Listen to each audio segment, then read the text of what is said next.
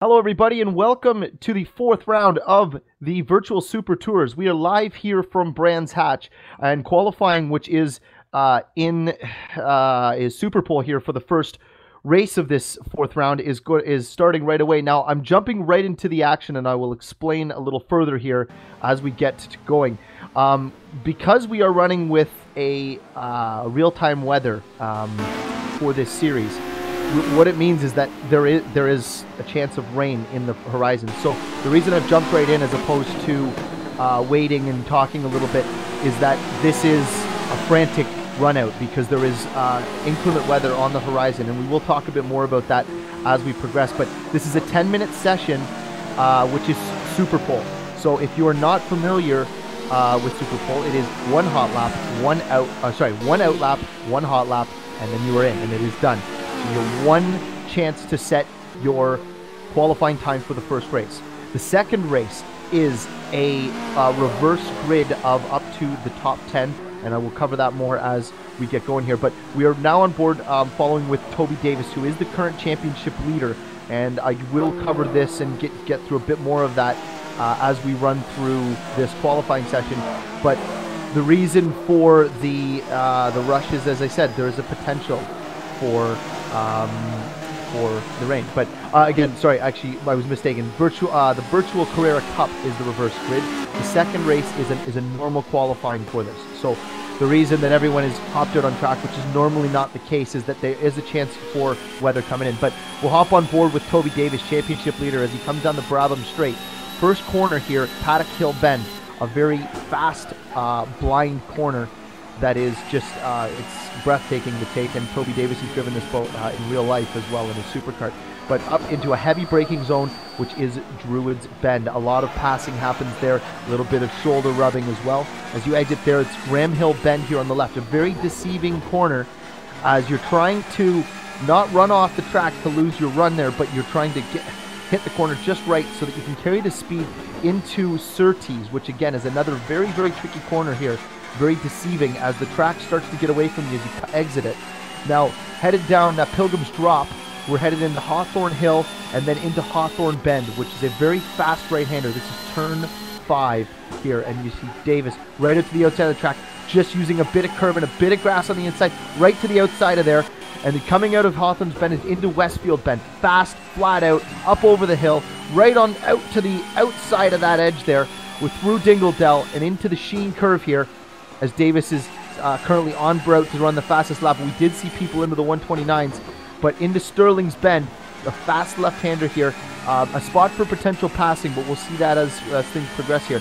Davis coming up to Clark Curve, the final corner here, a long, long right-hander that kind of falls away from you as you head down Brabham Straight again to end a lap here at Brands Hatch, and Davis is going to set a time of 1:29.779.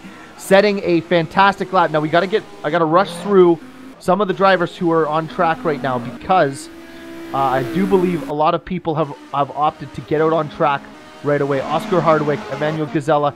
Let's see if we can find Giuseppe Ranieri has opted not to go out right away. John Monroe has done his lap, but has done a very poor lap. So John Monroe not having a good qualifying here. Hardwick goes to 13th. Mike Bell is on track just to finish his lap. Steve Travers is finished. Marcello Tocco is on track. John Monroe finished. Ranieri, McNaughton, Gazella coming across the line. 5th, 1:30.456. So back up through to see who else is on track. Giuseppe Ranieri is not. Rob Mason just taking to the track. Scott Sovic not. Mate Orban still on his lap. Olsen on his out lap. McNaughton now, who is one of the fastest drivers here at the start. This is Adrian McNaughton also taking a pole position at the last round in the first race, but not able to capitalize. Ranieri now taking to the track. Let's get on board here with one of these gentlemen. So the current provisional is Toby Davis first, Chris Butcher second, Sven de Vries, who is no longer driving for Walk Racing, is in the third position. Robert Wiesemuller is in fourth, followed by Thomas Matazewski, Emmanuel Gazella, Lewis McGlade, Matt Richards, and Pedro Amaral. McNaughton, Olsen, Orban is now going to complete his lap to see where he's going to slot in here for the first race here at Brands Hatch. Now, we were at Brands Hatch due to, we were originally scheduled to be at Snetterton, but there were some graphical issues with this mod as Mathieu Orban crosses the line for 16th at a 1:31.1. So we'll get on board with a few more drivers that are still out there. McNaughton, Olsen now starting his lap. Sovic not starting his outlap yet. Rob Mason is on his outlap. Demelin is on his outlap. Wheeler on his outlap. And Tim Weller as well on his outlap. So right now, the two drivers based on practice and unofficial practice and official practice that could take down Toby Davis is Giuseppe Ranieri and Adrian McNaughton. Ranieri took his first race win and actually the first win of a non-THR driver in the second race of the last round. Ranieri doing a great job, but he wasn't around to do an interview, and I since asked him to be around because I would like to speak with him should he have a good result here today, as it's a big deal to get your first win in Touring Pro Series. But Ranieri now on his hot lap. McNaughton is also on his hot lap, so we'll follow McNaughton and see where he's going to line up with the times that are already up. The fastest lap that was laid down by anybody in unofficial and official practice was Giuseppe Ranieri at a 1:29.701, followed by McGlade at a 7:03. McNaughton 0.064 off of Davis currently through the first sector. We're going to see where can McNaughton make a bit of time. McNaughton coming through. Going to be getting a sector time here very, very shortly. Can he have made up a bit of time? 0.06 of a second off of Davis currently. Where will he line up after the second sector mark? We're coming up to it now. McNaughton is now 0.2 off. That would drop him. That would put him into the third position should he hold on to that. But he is close to Ranieri. See if Ranieri is purple. Ranieri is purple. So McNaughton will not be able to take the pole position away, but let's see where he's going to line up. So Ranieri is still purple. McNaughton going to be crossing the line, looking to make that top 3 position, and McNaughton crosses the line, third. So McNaughton goes to third. We have Giuseppe Ranieri now coming out of Clark Curve to the start-finish line. Can he take down Toby Davis for a pole position? Ranieri to the line. No. He goes to third, bumping his teammate Adrian McNaughton back to fourth. Davis holds on to that pole position, and I don't believe, I think that's going to be everybody. There's Kosabek is still on track. Kosabek, Wheeler is just about to finish his lap.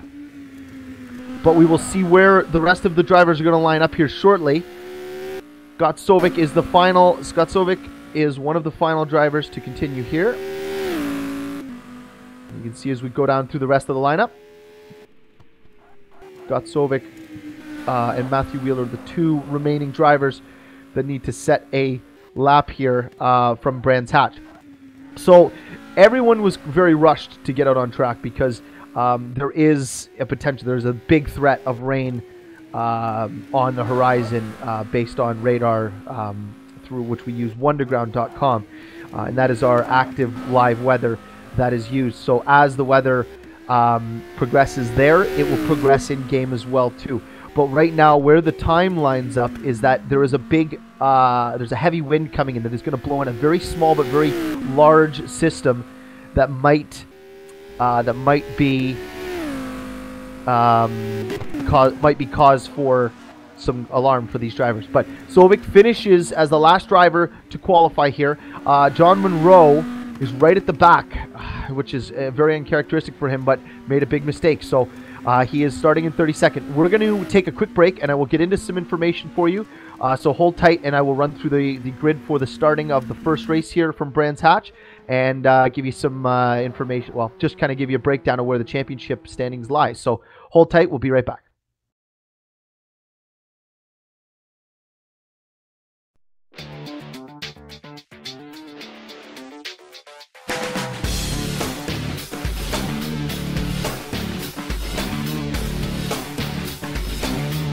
InsideSimRacing.tv, the fastest show on the internet. Sim racing news and reviews since 2007, with new shows every week.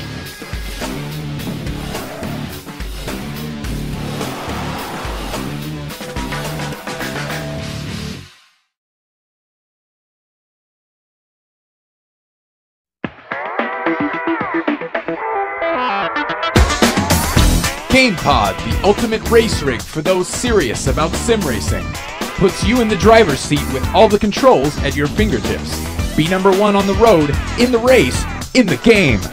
GamePod, the choice of champions.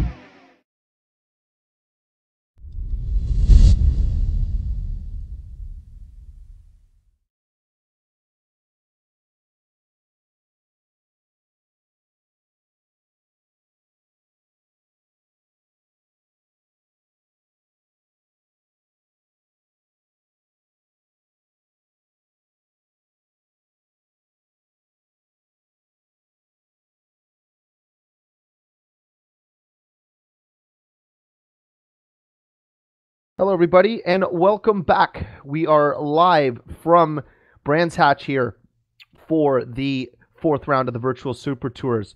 What we have up on the screen is the current breakdown of the championship standings. Toby Davis with a commanding lead over THR driver and teammate Robert Wiesemuller with 129 points.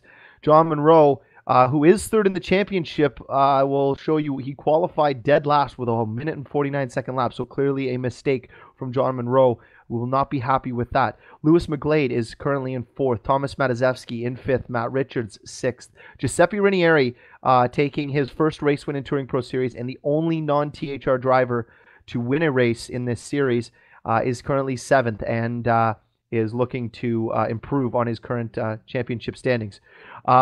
Adrian McNaughton is 8th, Emmanuel Gazella 9th, Alexander Lauritsen is in 10th, who is not at this event. So that is your top 10 now. We will update those live as they come through. We have now heading into the first race, we will have the breakdown here of the drivers. So we have Toby Davis on pole position, another fine qualifying from him, and also just showing that he's, championship leader, not one to be messed with. And it's got a commanding pole. He is 2/10 ahead of his teammate, Chris Butcher, who is second. Giuseppe Ranieri is in third with a 1:30.036. Adrian McNaughton is in fourth as well, just a touch off of his teammate. Sven de Vries is in fifth. Robert Wiesemuller, sixth. Thomas Matazewski is in seventh. Emmanuel Gazella is in eighth. Lewis McGlade is in ninth. Pedro Amaral is in 10th. 11th is Dawei Tapper, who had a fantastic finish in the fantastic finish of 7th place in the first race of the last round. David Yunt in 12th, Tobias Olsen in 13th, David Carter 14th, Reese Gardner is in 15th, Alexander Vanderwood is in 16th, 17th is Oscar Hardwick, 18th is Scott Sovic, 19th is Matej Orban, 20th is Mike Bell, Steve Travers is 21st, Lukasz Demelin is 22nd, Jonathan Knockerclinth is 23rd, Tomasz Demelin is 24th, Rob Mason 25th, Marcello Tocco is 26th, Stefan Kosovic 27th, Tim Weller 28th, Matthew Wheeler 29th, Joshua Anderson is 30th, and the final position is John Monroe at 31st. So the current radar, as I just updated mine, shows that system has weakened, and there's a very good chance that there will not be anything on the horizon. But you never know. This is the thing. It's very, very a little iffy here and there that will cause a bit of rain. Never know. But we will see as things progress here through this race event. So the first race is going to be 16 laps. No mandatory pit stop, so it is a sprint. The second race will consist of a qualifying that is unlimited for 10 minutes. And then following that qualifying, we will have a 31-lap race with a mandatory pit stop between a lap 11 and lap 21. Excuse me.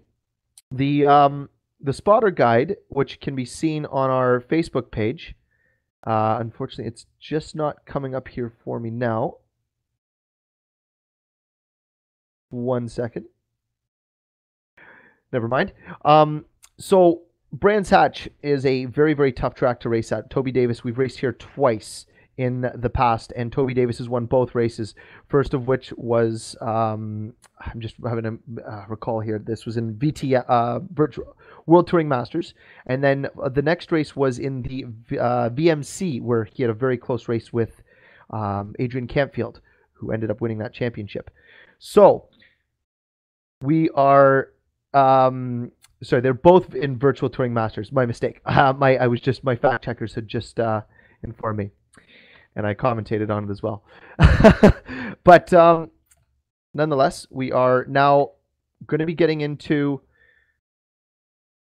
warm up here. We're just finishing warm up here now, and we are going to be headed into a warm up lap, formation lap, which will then head into standing start.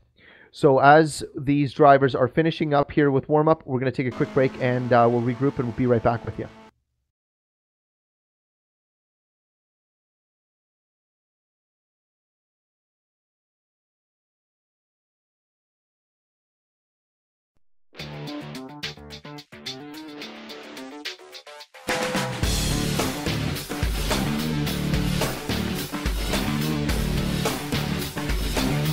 InsideSimRacing.tv, the fastest show on the internet. Sim racing news and reviews since 2007, with new shows every week.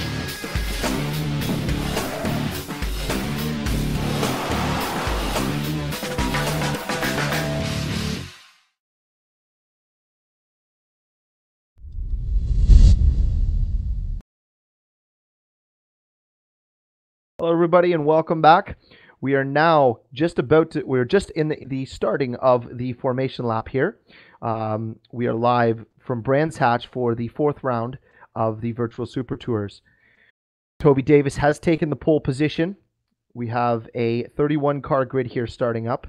3rd place in the championship. So a story here, not a good story, but a story that has progressed here is that 3rd place in the championship, John Monroe, is currently sitting in dead last. Having made a mistake in qualifying in Superpole, and that is the hard part about Superpole qualifying, is that one mistake and you have a lot of cars ahead of you that you are not looking forward to having to get by. So we'll follow his progress as the race goes on. But Toby Davis has had a very fairly commanding championship so far this season, and I'm sure he'll be pleased to have himself up front, Chris Butcher behind him. But we've also seen in the past between these two drivers is that there can be no love lost when it comes down to racing. But Chris Butcher, I spoke with him pre-race, and he does sound very, very focused.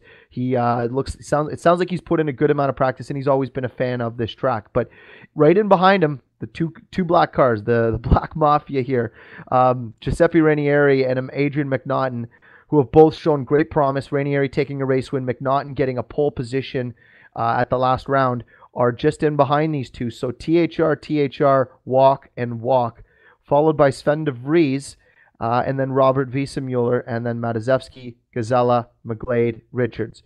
So a very interesting top 10 that is going to be, it's going to be an interesting race, I think. Brands Hatch has always been a kind of a favorite of mine. And when I think of sim racing, Brands Hatch, one of the first tracks that comes to mind, that and Race 07, because that was where I spent the bulk of my sim racing. It seems like countless races, many nights spent with friends and people who are involved in TPS that we just go and hit a public server for some fun for the night, or we go and do some club racing back at our old home. But the drivers are now lining up for this first race here at the 4th round.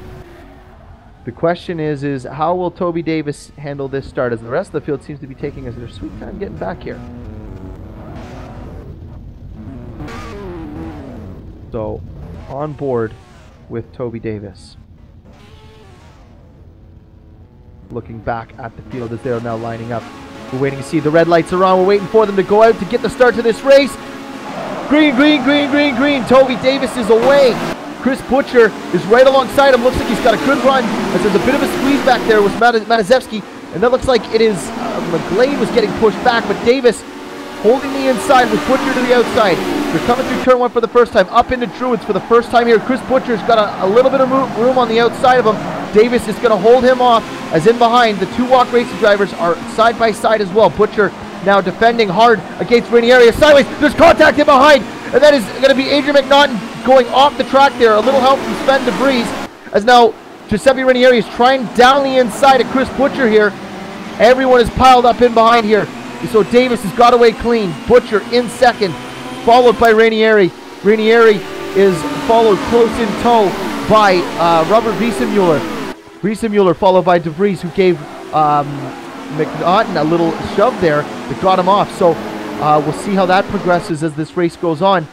But everyone now, line of stern, as you can see in the background, everyone's just kind of a little dodgy at the moment because they're trying to get their bearings, make sure they've got their car all together, and just get focused, get looking forward.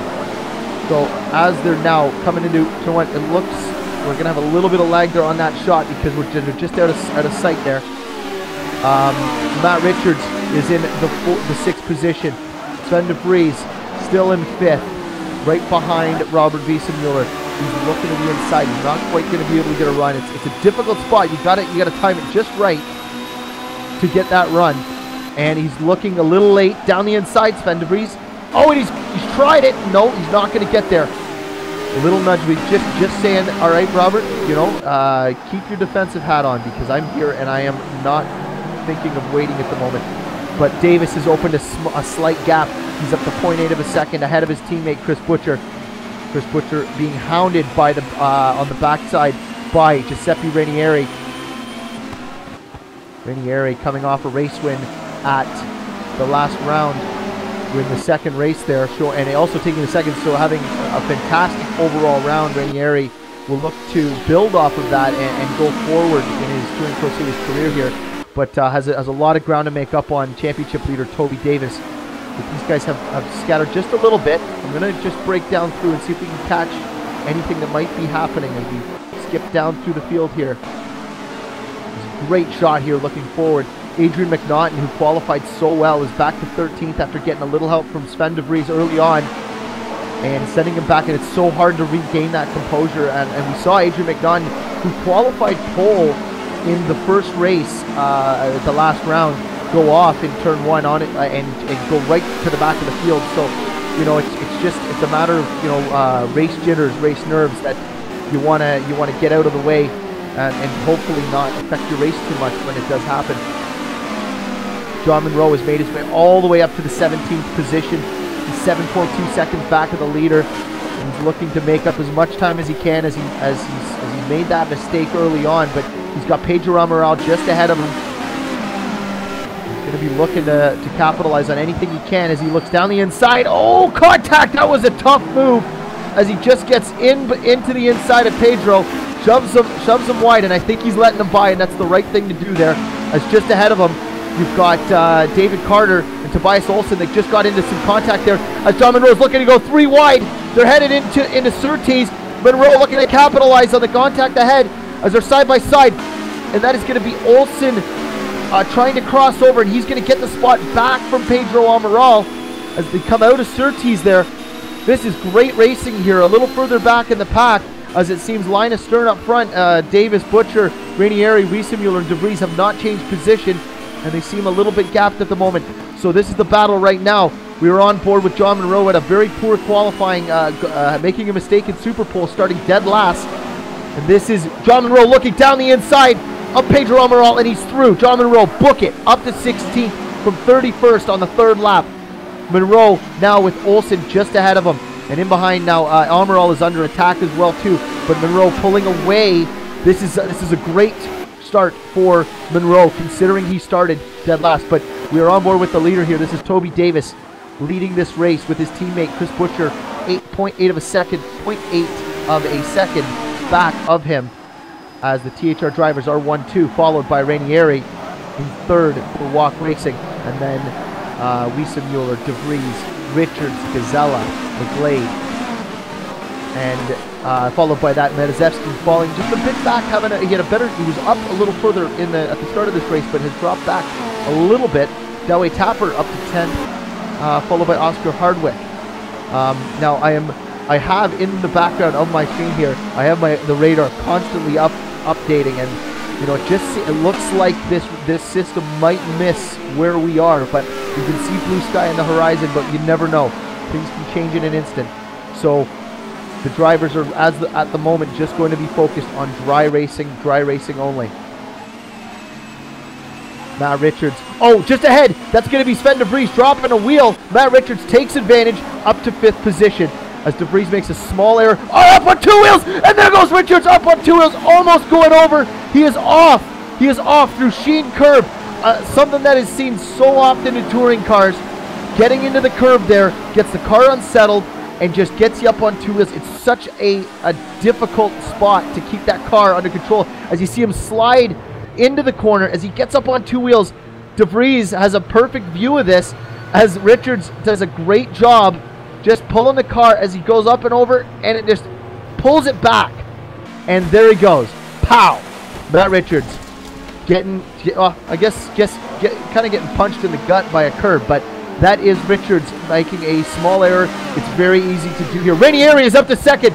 Rainieri is up to second. I'm sorry we missed that. There was some battling happening back there, but this is big here because Rainieri slipped through. Butcher must have made a mistake because Butcher is back to 4th position.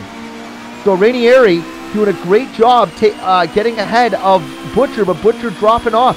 Davis now 2.3 seconds ahead of Rainieri here, as Wiesemuller and Butcher are now 3rd, 4th as they've swapped as well. DeVries is back up to 5th because of Richards going off. Gazella is 6th, McGlade is 7th, and Matizewski 8th. So a little bit happened back there when we switched off because Matizewski made up a couple spots here. So Giuseppe Rainieri running a touch wider. Is that his line? That's his approach. Rainieri running a slightly different line than Wiesemuller and Chris Butcher, but DeVries is closing on the back as Rainieri drops the wheel slightly. This is looking on board the front of Chris Butcher as he comes through Clark Curve, ending the 5th lap, starting the 5th lap. Starting the 6th lap. Chris Butcher, who was running second, we missed what had happened there, but losing 2 spots to both Giuseppe Rainieri and his teammate Robert Wiesemuller. Will not be happy with whatever has happened, but we'll be looking to make up those spots again because this is a very close race here between these 3 drivers. They head through Surtees, Pilgrim's Drop, Cooper Straight into Surtees. Butcher is a little ways off the back of Wiesemuller. DeVries a little ways off the back of him. Gazella and McGlade are in a pretty heavy battle back here as McGlade has now got a bit of a run on the back of Gazella as he's headed into Hawthorns. It's really hard to make a pass stick through there because the track narrows so much on exit. Oscar Hardwick in 9th position. Oh, and leading this big pack here is David Yunt, followed by Adrian McNaughton and John Monroe. John Monroe started 31st, is now 13th. He has gained 18 positions and is only 11.6 seconds back of the leader. As John Monroe, you can see getting a great run there. He's going to try to find a way by Adrian McNaughton. Adrian McNaughton, who had a good qualifying, and someone's dropping through the field. That's Emmanuel Gazella is out. Emmanuel Gazella is out of the race. So David Yunt is now up to 9th. McNaughton 10th. Monroe 11th as Gazella falls off the field. Suspension damage is the culprit for Gazella going out of this race. John Monroe looks to the outside. McNaughton defending slightly. John Monroe's going to get to the slip chute. Is he going to throw one up the inside?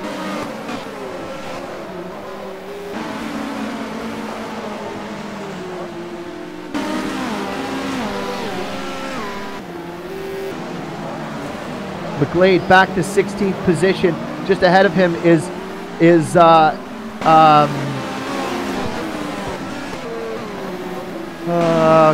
Pedro Amaral is sideways. McGlade is going to go through. McGlade through, making up a position again.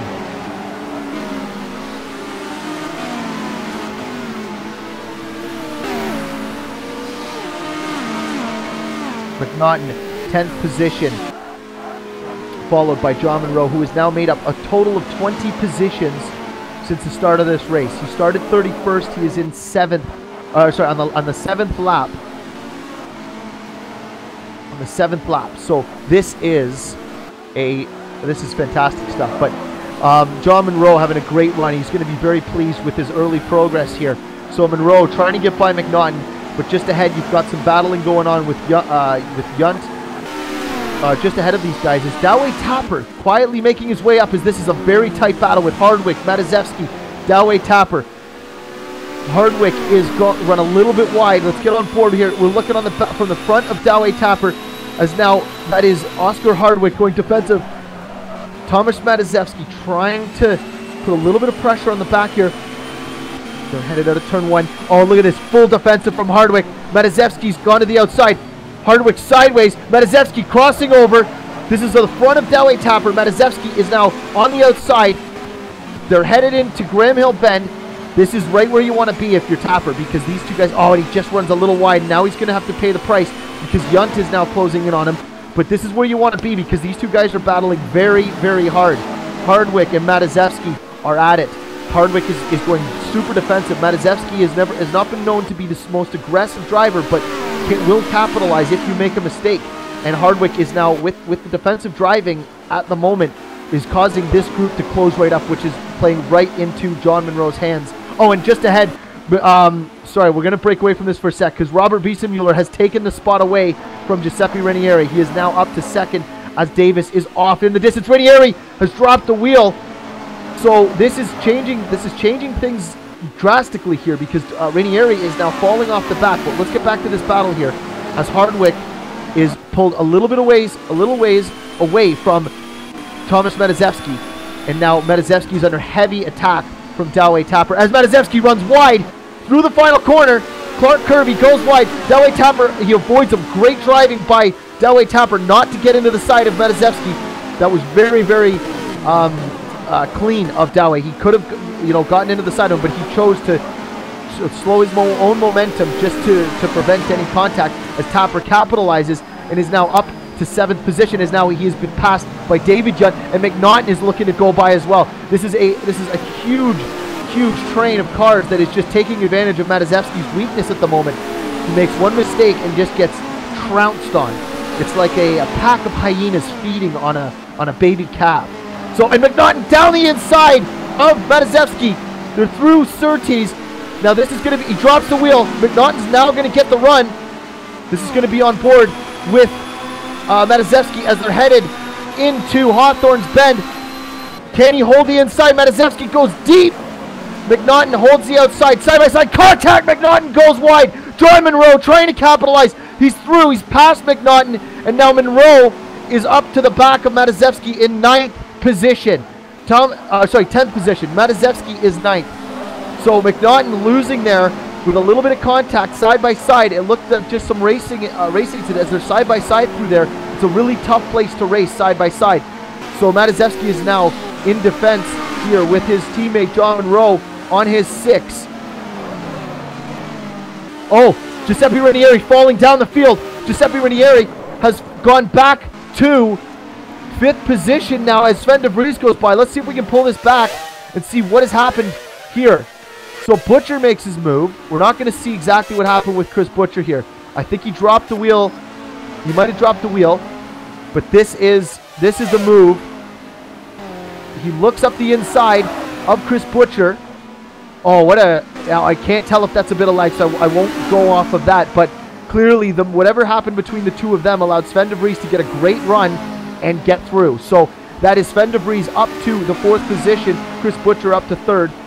Oscar Hardwick has pulled away from this group of Doway Tapper, David Yunt, John Monroe, and Thomas Mataszewski is now. John Monroe is up to the 9th position. That is a lot of positions to make up in a short period of time. So we are on the 10th lap of 16. Track temperature is 26 degrees. The radar looks clear. So the rain may be out of the question, but again, you just never know. Something might come out of nowhere. But John Monroe will be very, very pleased with his run so far. David Yunt is running a solid 8th position on the back of Doway Tapper again, who has run a very clean race here from Doway Tapper and sitting in 7th, which is where he finished in the first race of the last round. So Doway Tapper will be very pleased with his performance thus far. Sven de Vries is all over the back of Chris Butcher as he looks down the inside into turn 1. Not going to do it. Davis pulling away from everybody here as he's got clean air in front of him. Sven de Vries attacking hard on the back of Chris Butcher. Chris Butcher will be very pleased. This is one of his best runs so far in this series. Did not have a good run the last round. He was a little upset with the goings on in the previous rounds. Didn't quite put the practice in as DeVries down the inside. They're into Surtees. Contact. Butcher to the outside. Sven DeVries is going to get through there. A little bit of ill-gotten gains there. That was a little bit of a nudge there, sending Butcher wide. But Butcher will not be pleased with that. He's going to look to get by right away and make some room back up. Let's see if we can get a replay here. As you can see, down the inside, top on board with Sven DeVries. As you see, he looks deep. He goes very deep. And this is headed in, and you just see he pushes up the racetrack. He understeers like crazy. Butcher's turning in, and that's going to be side to side. That's nose to side contact. He was not making that corner. Chris Butcher was not there. So it's Sven DeVries taking that position in a tough way. So Chris Butcher will not be happy with that. So we will see if he can get close to the back of DeVries and make that spot back up. But DeVries now is sitting in third. However, he got that. Butcher is fourth. Giuseppe Ranieri in fifth and falling off these guys. Hardwick is in sixth. David Yunt is in seventh. Followed by Doway Tapper. Yunt has made it by Doway Tapper. So that means that Yunt made a move here and has got by. But John Monroe is all over the back of Tapper, who's under severe pressure as they're headed into Druids. Tapper goes super defensive. Monroe follows in suit, trying to cut back, but he's not going to quite be able to do it. Tapper still defensive. Monroe looking to squeeze a move here. Tapper's going to run a little bit wide there from his defensive line. They're headed into Surtees. Monroe down the inside. McNaught look down the inside of him. Not quite, but Doway Tapper runs super wide, and that allows Monroe to get through and McNaught in two positions for Tapper. So in just the course of half a lap, Tapper goes from 7th down to 10th, and John Monroe is up to 8th, and McNaughton is in 9th. Tapper looking to try to get back by McNaughton, but I don't think he's going to be able to do it here, as these guys clearly have a bit more pace at this stage in the race at the 12th lap. I don't know where the time's gone. The time's just flown by here in this race. Just ahead, the battle rages on between Giuseppe Ranieri and Sven DeVries. So DeVries and Butcher must have battled and gotten into it, because they were a fair amount of track ahead. And Butcher has gotten by DeVries, so something must have happened between the two. I apologize for missing that, but something must have transpired between the two of these guys, because Ranieri was a little ways back, and he is now on the back of Sven DeVries.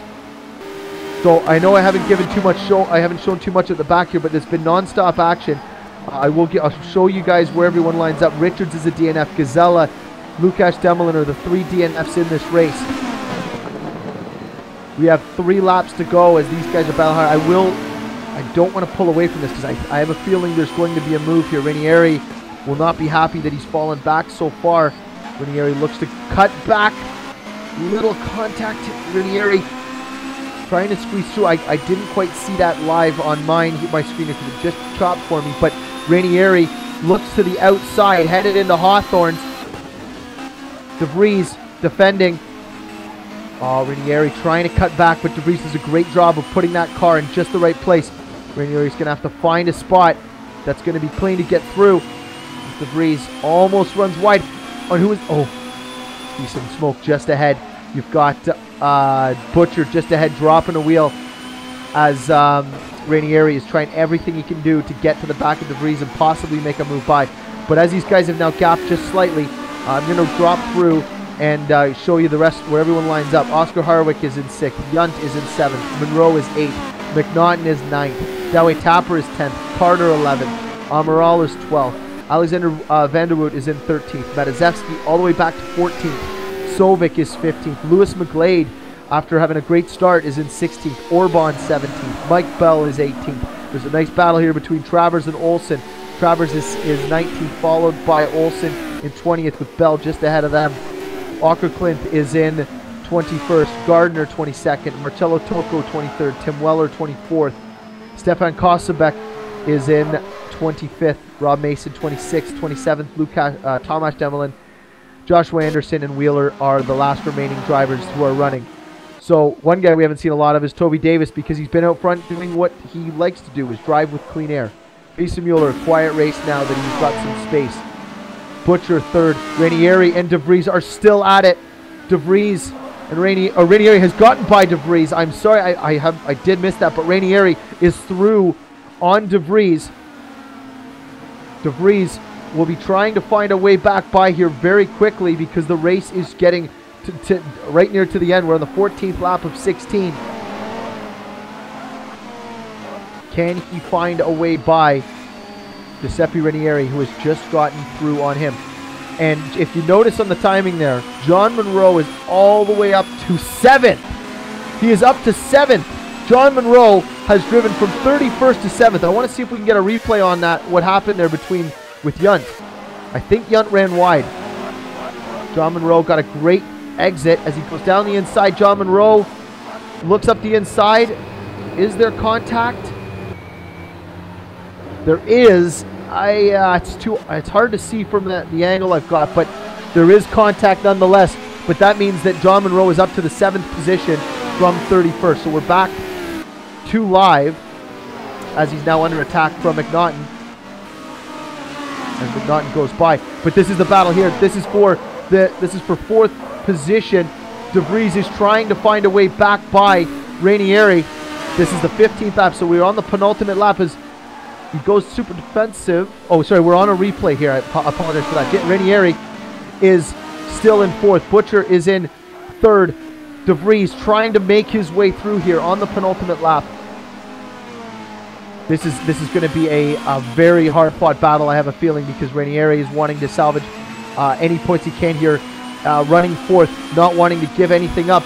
But De Vries is hungry. You can see it. He's really pushing the back of Ranieri, trying to force him into an error.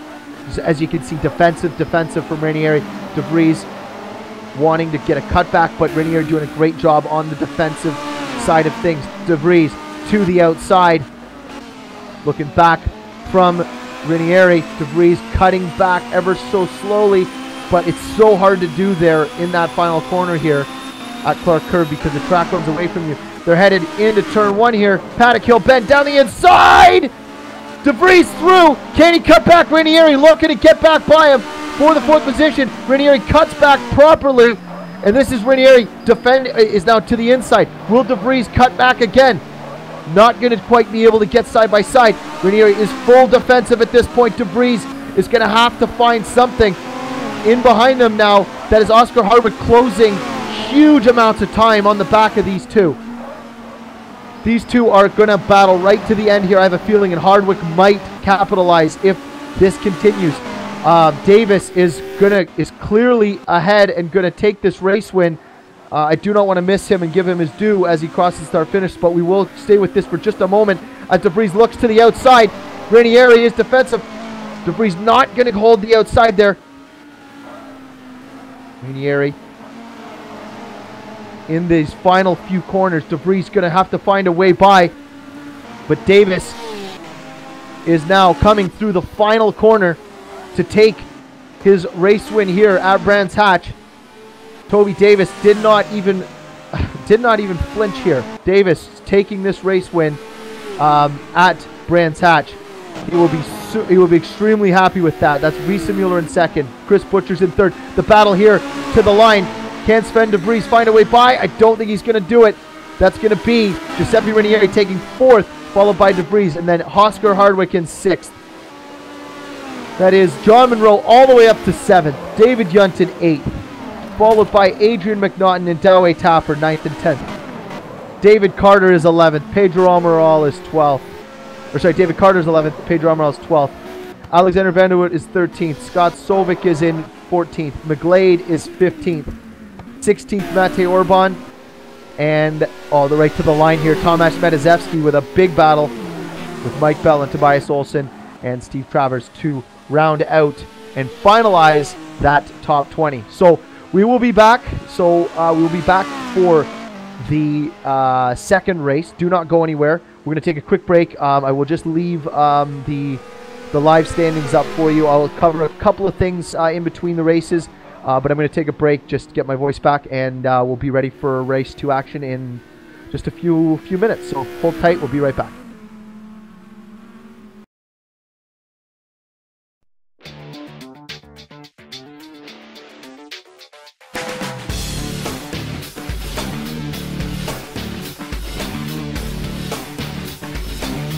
InsideSimRacing.tv, the fastest show on the internet. Sim racing news and reviews since 2007, with new shows every week.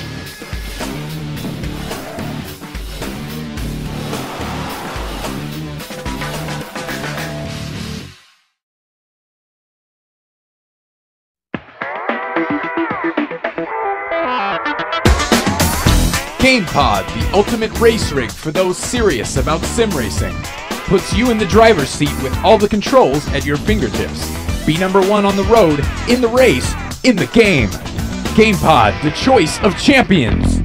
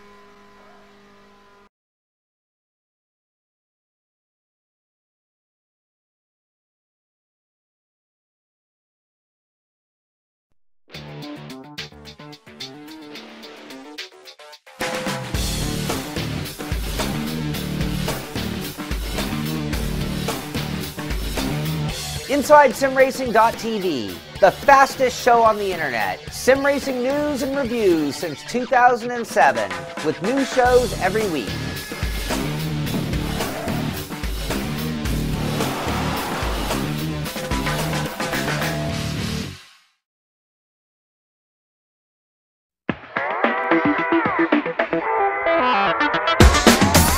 GamePod, the ultimate race rig for those serious about sim racing.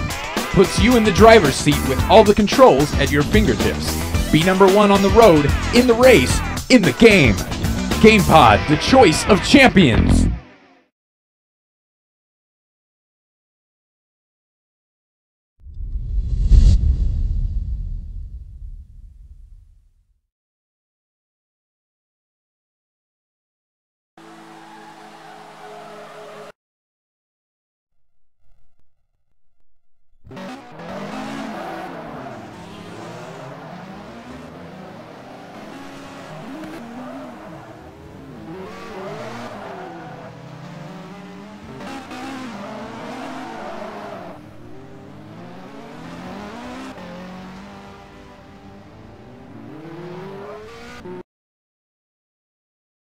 Hello, everybody. Welcome back. We are live from Brands Hatch for the Well, this is the second race of the fourth round, but I'm going to quickly get into the live standings for you to give you to show you where the championship standings lie after that round or that race.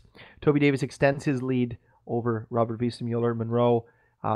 Things have changed a little bit further down to the top 10. So Dowey Tapper now up to the top 10 as well. David Yunt, Richards, Adrian McNaughton jumping a little bit. Ranieri as well too. So we will have the live standings up as well after this race that is coming up. So we'll get right into it because we have qualifying in it, and I'm always a huge fan of the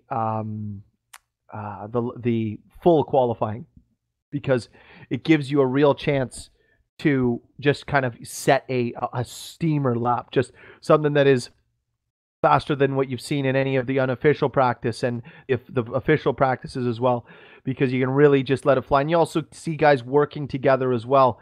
But this is going to be a 10-minute qualifying session that will set the grid for this 31-lap race that is approaching.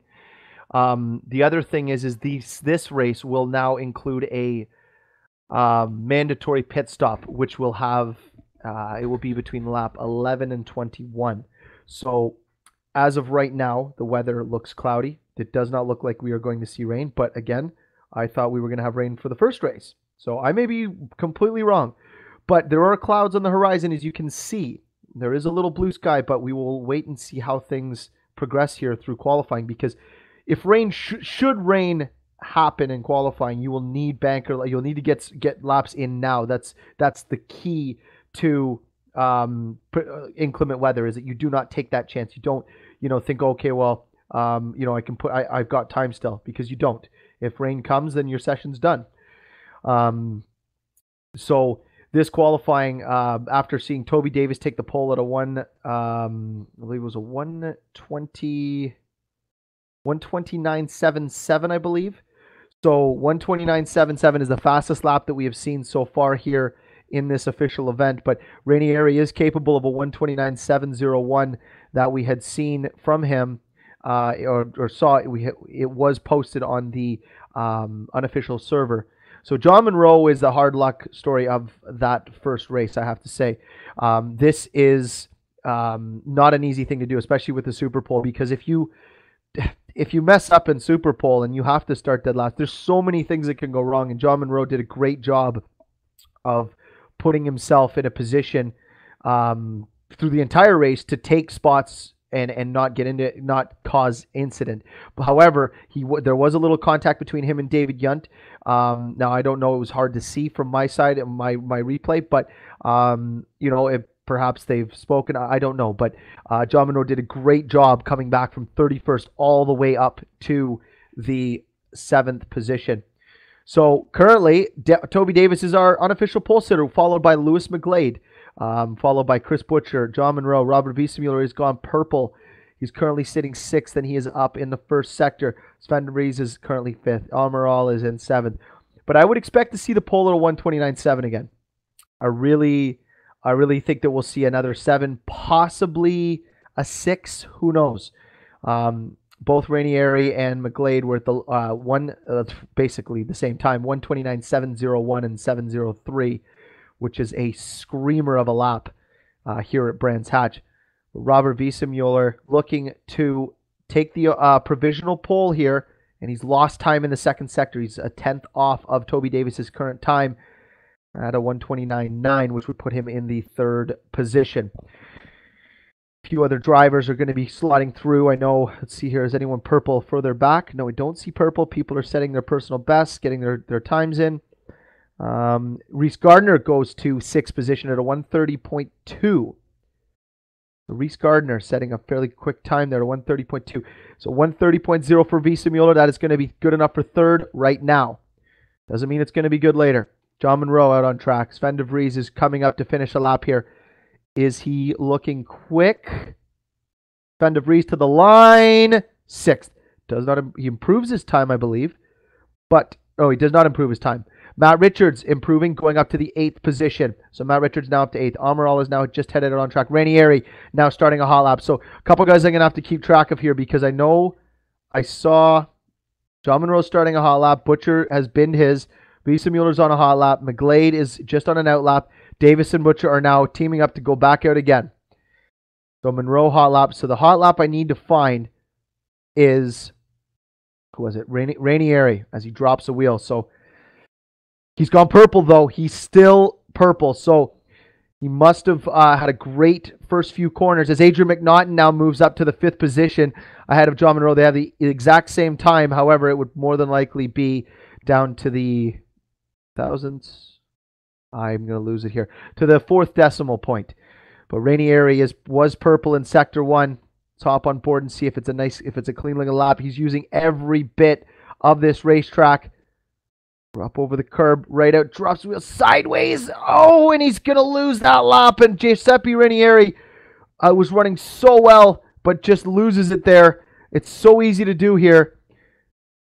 So Gazella is still on a lap. Gazella is on an out lap. Who else was out there? That was John Munro, I believe. He is not improving on his time. I believe McGlade improved on his time as well because he's up to down into the 9s as well. But Davis is still holding true at a 1:29.935 with 3 minutes and 40 seconds to go in this session. So both Davis and Butcher are now teamed up out there to get some draft or whatever going on. And Adrian McNaughton, who had just moved up into the 5th position, does not look like he's going to improve on his time. Gardner, who has improved up to the 6th position with a 1:30.1, is now headed back out. Munro is on a hot lap. Let's see what he's got. He's shown some good pace and had a very tough go in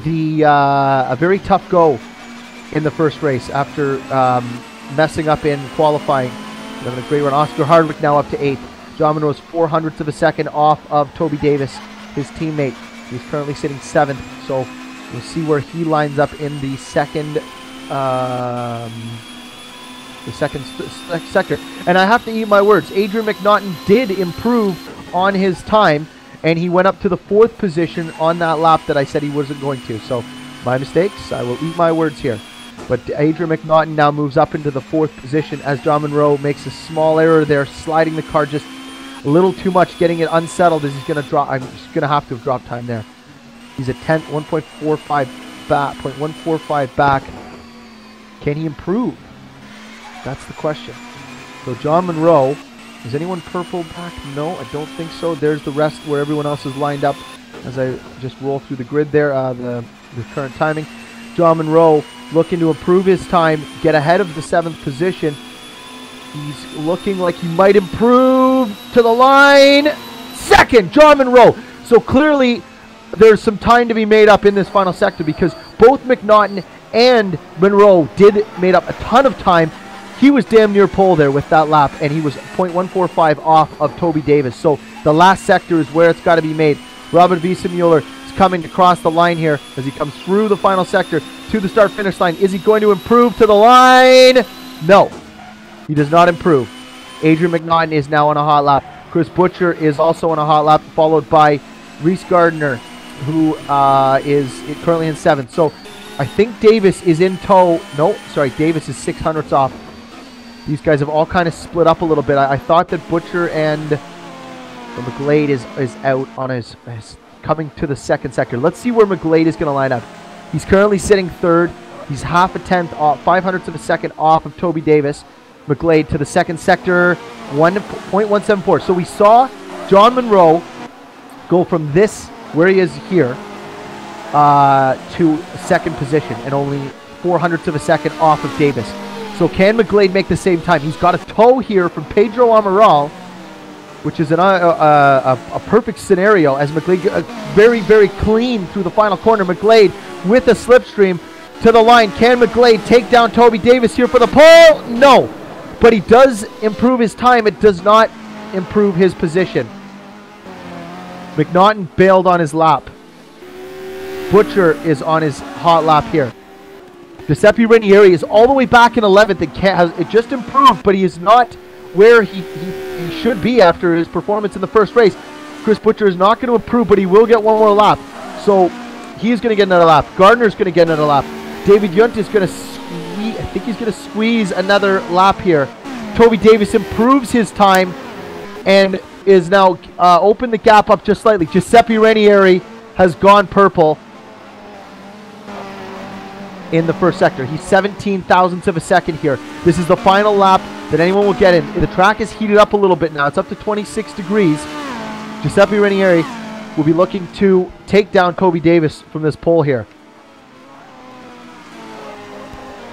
Davis having taken pole in the first race and walking away with the race. Ranieri will be looking to impede that any way he can. Let's see if he can keep this clean through this tough hilly section here as he's still purple at the second sector. Ranieri is on fire here, has a great lap going, currently sitting 13th. He needs to improve nonetheless. No room for a mistake, whether he takes the pole or not. He needs to move up in this field. He's got one corner to go. He just needs to get the car in the right position here, just up over the curb, right to the outside. Use every bit. Don't scrub the time.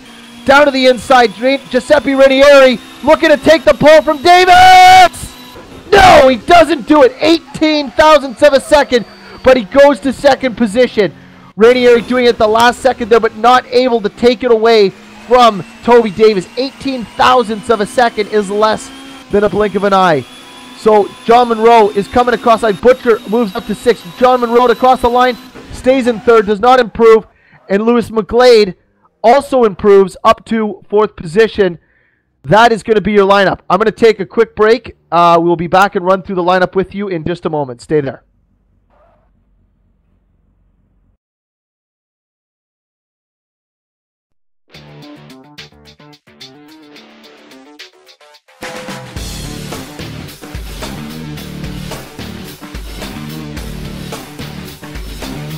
InsideSimRacing.tv, the fastest show on the internet. Sim racing news and reviews since 2007, with new shows every week.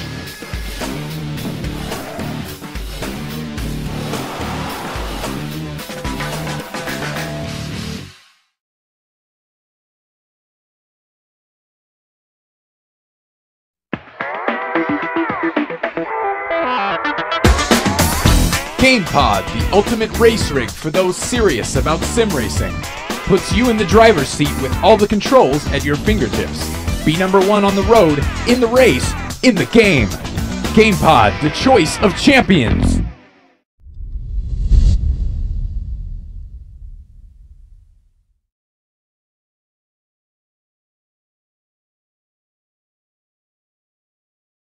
Hello everybody, we are back live for the second race here in the 4th round of the Virtual Super Tourers. We are just finished the second qualifying. Up on the screen, if you are new to Touring Pro Series or you're just coming across us, there is all our information, social media and so forth. You want to make sure you like us and follow us and also subscribe to all the 3 things you see on there, because you do not want to miss a moment of this action. If you do, you can always catch up there at the youtube.com/touringproseries. But if you do like us on Facebook, you will never miss it, because it will always come up and you will always see it. It will go to your phone. It will bling all the notifications that you need. So be sure to share this with any of your friends that like racing or don't, because nobody should be without sim racing in their life. Again, all the information is on screen right there for you. Now, I'm going to run through the grid with you and let you know where everybody lined up, as Toby Davis, championship leader, is still on top of this table here. He qualified pole race 1. He won race 1 by a healthy margin. He has taken pole position again here and will be looking to get clean air. 31 race laps in this race. There is a mandatory pit stop, so there's a lot of factors at play here. So the grid looks like Giuseppe Ranieri in for Walk Racing in 2nd. John Munro in 3rd. 4th is Lewis McGlade. So THR Walk, THR Smile. Robert Riesemuller is in 5th. Sorry, Chris Butcher 6th. McNaughton is in 7th. Yunt is in 8th. Reese Gardner is in 9th. Emmanuel Gazella is 10th. 11th is Matt Richards. Oscar Hardwick is in 12th. Sven de Vries is in 13th. Pedro Amaral is 14th. Tobias Olsen is 15th. Dawei Tapper is 16th. In 17th, we have Tomasz Matejewski. 18th, Alexander Vandervoort. 19th is David Carter. 20th is Tomasz Demelin. Matej Orban is 21st, followed by Mike Bell in 22nd. Steve Travers 23rd. Rob Mason 24th. Scott Sovic in 25th. Jonathan Ockercliffe 26th. Lukasz Demelin in 27th. Stefan Kosabek is in 28th. Marcello Tocco 29th. Matthew Wheeler is 30th, and 31st is Tim Weller, followed by Josh Andrews in 32nd. So the big story here is what can we expect to see from Ranieri being so close? Now, Ranieri was very, very close to taking Davis down and possibly ruining what may potentially be a perfect race weekend. But how will this race progress? 31 laps. There is this still slight potential that there might be rain. The clouds are dark. If rain rolls in, strategy is going to be what wins this race. This is where preparation comes in, but no one knows. I mean, it's very, very overcast at the moment with the way things are looking, both on the radar and also on track. As you can see, the clouds are just there. So I don't know. We've got a lot of things that could happen here in this race. But warm-up is now finishing. I'm just going to take a quick drink break here, and I'll be back with the formation lap, and we'll get ready for the second race. So stay right there.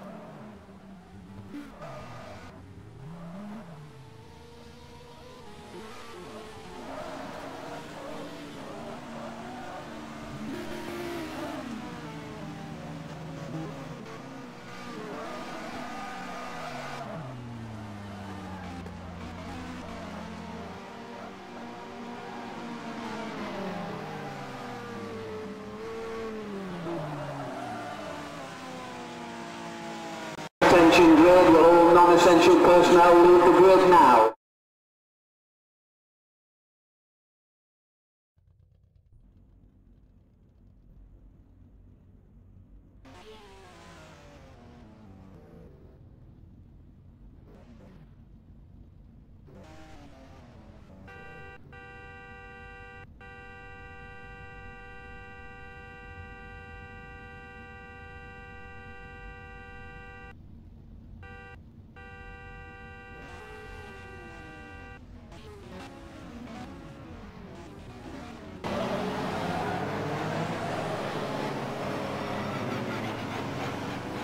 Welcome back, everybody. We are just starting the formation lap for the second race here at Brands Hatch. This is the fourth round of the Virtual Super Tours. Toby Davis is your pole sitter. As you can see on board with Mr. Davis here, the clouds look, they're looming. They are there. There's no denying it. But the question is will they release? They've gotten, actually, this is the darkest we've seen them. This is the most cloud cover we've seen through this event so far, so it's just a matter of will they drop. No one actually knows because it's very difficult to predict the weather, but there's a lot happening here. Ranieri being right on the back of Toby Davis, and John Munro now being up in the mix of this after binning his qualifying in the first race. So the question is what will be different this race? If Davis gets out front again, I hate to say this, but I don't see him being beaten unless he makes an error on his own. Because Davis has proven this season that when he has clean air and he's on point, he will not be beaten. So this is something that all of these drivers are going to need to be considering, because at the moment this is Toby Davis's race to lose with the pace he's shown. I know that Toby hates when I say that. I'm sure he does, because it is kind of like a commentator's curse. However, with the pace that he has and the fact that he's starting pole, that is, I could not speak a truer word. The drivers are now just about to complete their formation lap. Track temperature is at 25 degrees. The clouds look dark. I gotta say, they're getting in on the horizon. It looks dark. I'm very, I guess, I don't know if it's good to say you're kind of looking forward to possibly seeing rain, but to me, it's the excitement factor, the thought that we might get rain is something that is very, very, I guess it is exciting. I'll just hang with you 1 second. I've just lost feed there. Okay, we're good. We're back again. Apologies, just small technical glitch. But they are now going to be lining up. to what will be the start of the second race here from Brands Hatch. Toby Davis is your pole sitter, and you will look back from Davis's car as the rest of the field is going to get lined up there. Now, so the question is now we're going to see Davis. Can he get away again cleanly? Can he take this? Can he be the one to set this pace and pull away from the field again, as he did in race 1? Davis has a healthy championship lead and just needs good finishes. Davis, gonna wait to see some red lights. Red lights are on. We're waiting for them to go out to see the green. Green, green, green, green, green. Away they go. Toby Davis getting a ton of wheel spin, sliding down to the inside of the racetrack. Davis has gone down to the inside, then back across, and Rainieri is being attacked from the back by John Monroe, and he has been passed. Rainieri is back to third. Rainieri looking down the inside into Druids. This is now Rainieri. Oh, I think the track is wet. Is the track wet? It's very difficult for me to see, but all I know is that these cars are understeering like mad. As I see a bit of spray kicking up here. Are we going to see some rain drop down on this racetrack? John Monroe is in third position as he pushes way up the racetrack here. Let's get on board with John Monroe as he's now in behind. Robert Wiesemuller to fourth. McGlade is in fifth. Butcher sixth. Junt is seventh. Eighth is Hardwick. Ninth McNaughton. Gazella 10th. De Vries 11th. This looks hairy here as these guys are now just trying to get this first lap under their belt. 31 laps we're going to see here, folks. 31 whole laps of racing at Brands Hatch, the world famous circuit. Giuseppe Rainieri under attack a little bit as he gets sideways. I think this racetrack is, I think it's getting damp out there, folks, because these guys, I have not seen these cars wiggle as much. Now, they do have extra fuel for the length of this race, as you've got John Monroe looking to the outside, down the inside, looking Wiesemuller, not going to quite do it. Oh, and sideways! Look at that. That is a little bit of contact there. Now, that's going to be Wiesemuller trying to go down the inside of John Monroe into turn 1 at the end of the first lap. Down to the inside, Wiesemuller. Monroe holding true on the outside. Wiesemuller through. Book it. Up to third position. Rainieri is holding that in second. So, after this start here, McGlade is up to the 5th position.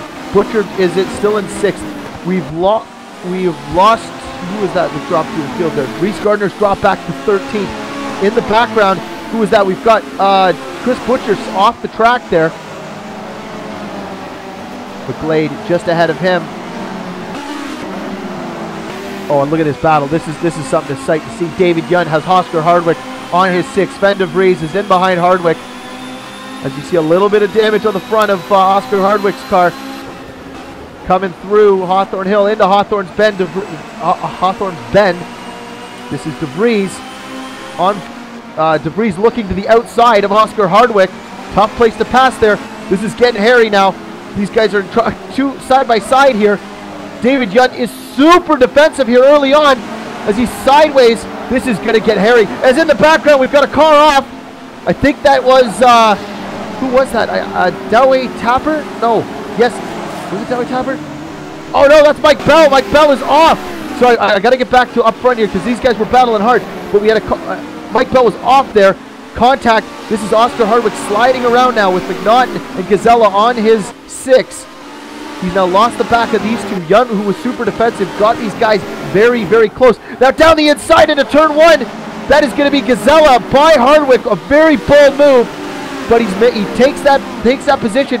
Now down the inside is Oscar Hardwick trying to take the spot back as these guys are all bunched up. I'm sorry that up front it doesn't look like much is changing there, but this is a very, very close battle. It's Gazella now back sideways and contact. There is contact into Surtees. Graham Hill Bend. Now these guys are all bunched up. Who is going to take advantage of this? It looks like it's going to be Gazella again going by Hardwick as these guys have battled hard. McNaughton now has a run on Hardwick. This is going to get hairy. I can only tell you that this may end in heartache because of how many cars are in such a tight space. As now McNaughton is up to 10th. Gazella down the inside. Hardwick has got a ton of cars all around him. Gazella with McNaughton now ahead of him. In behind him is Tobias Olsen, followed by Doway Tapper, Thomas Metazewski, Pedro Amaral, and Carter. Oh, and just ahead of this is going to be Olsen giving him a little bit of a nudge here. Just trying to, I don't think he's trying to put him up, just telling him I'm here. Any mistake, I'm taking this spot. As just ahead, DeVries is now trying to get by the very defensive early on, David Yunt. Sven DeVries going to try to cross over. He's got a good run. Yunt runs wide. DeVries has got the room, and it looks like he's going to make this pass cleanly as Yunt gives him some racing room, and DeVries is through for 7th position on David Yunt. As we look back now, this is what it looks like for DeVries, looking through his mirror. DeVries going to go defensive. Now, I know I don't want to take too much off. This is a great battle, but I gotta say, this is looking close. Toby Davis has Giuseppe Ranieri on his tail. Now, Davis is very good with clean air in front of him, but he hasn't had much, when he's in front, he hasn't had too much pressure directly from behind. But now, Ranieri has the carrot to chase, and that is where it has put him. He is only 0.4 of a second back of the championship leader, Toby Davis, here on the 4th lap. And again, I'm not too sure if we might see rain. I'm just going to quickly check the radar here and see if we've got anything on the horizon. But as it stands, I don't think we're going to see any rain here. I think we just got a lot of overcast here. It just kind of cooled things off. But the air temperature at 19 degrees and the track temperature at 26. We're on the 4th lap of 31 as Ranieri is chasing down Toby Davis. They're through the final corner. Ranieri's got a nice run sideways from Ranieri. What a fantastic job saving that. That's a hard place with that much fuel right now to not get in even worse shape than he was. I know these are front-wheel drive, but that's a tough spot. That's such an easy place to snap the car back. I'm going to pull back and get back with that battle that was raging on as DeVries is pulled away. David Yunt has fallen right off of this group. Something must have happened, but unfortunately I did miss it. So David Yunt, who was leading this pack prior to DeVries getting through, has dropped back to the 14th position. So now you have Hardwick, McNaughton, Gazella. As Gazella gets into the back of McNaughton, I believe he did. Let's see, was there contact? This is coming out of Druids, down into Graham Hill Bend. No, I don't think so. No contact at all. So that was all McNaughton just getting a little bit loose, dropping a wheel on braking. It's so easy to do there because you're trying to use as much of the racetrack as you can. As in behind, you've got McNaughton followed by Olsen with Mataszewski right there. That way Tapper in 13th, followed by Yunt, who was doing very well there early on, but clearly something happened, an incident we unfortunately weren't able to catch. Tobias Olsen pushing hard, trying to get by Adrian McNaughton here. McNaughton clearly a little bit shaken at the moment after showing such pace there in race 1 with his qualifying. McNaughton just a little mistake with the fuel. It would really change, and I know with my racing in ATCC it was very similar because once you added the fuel, the car was different. Oh, and just ahead, Oscar Hardwick looking to go around the outside is Sven DeVries. Sven DeVries defensive into turn 1. Hardwick looking to cross over. Done a great job with that crossover. DeVries now at the mercy of Hardwick to the inside of Druids. Hardwick holds the inside, DeVries holds the outside. They're now side by side, headed into Graham Hill Bend. DeVries pushing up the racetrack, puts his car in the right spot, drops the wheel, but now in behind him he's got Gazella. Gazella down to the inside of Hardwick. He's got the overlap. They're headed into Surtees. Gazella's going to take that spot away from Hardwick after Hardwick was looking. Oh, a little climb up there. That is such BTCC style climb, touring car action as you get wheel to wheel, and it just pulls the nose of the car up. But DeVries gets a bit of breathing room here. As in behind, you now got Hardwick defending hard on McNaughton. So McNaughton just in a few corners went from challenging for 7th, as now McNaughton is through. Olsen is almost through as well. This is crazy. We've got battles between these guys every corner as Olsen is now trying to get by McNaughton. This is Olsen looking to take 2 spots here. Olsen is through. Book it. Olsen is up into the 9th spot, and now Hardwick is through on McNaughton. This is insane.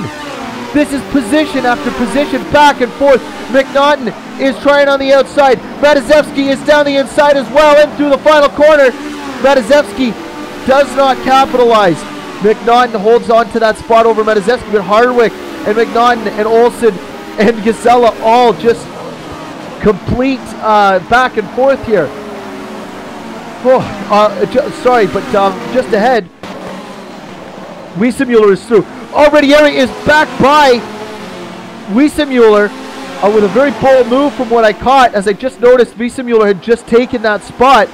Let's see if I can catch that. I don't know if I will, because I didn't get there quite in time. I don't think I'll see it, folks. I'm really sorry. Oh, let's see if I can get a hold of this. So I'm trying to. I won't see the pass that Wiesemuller made.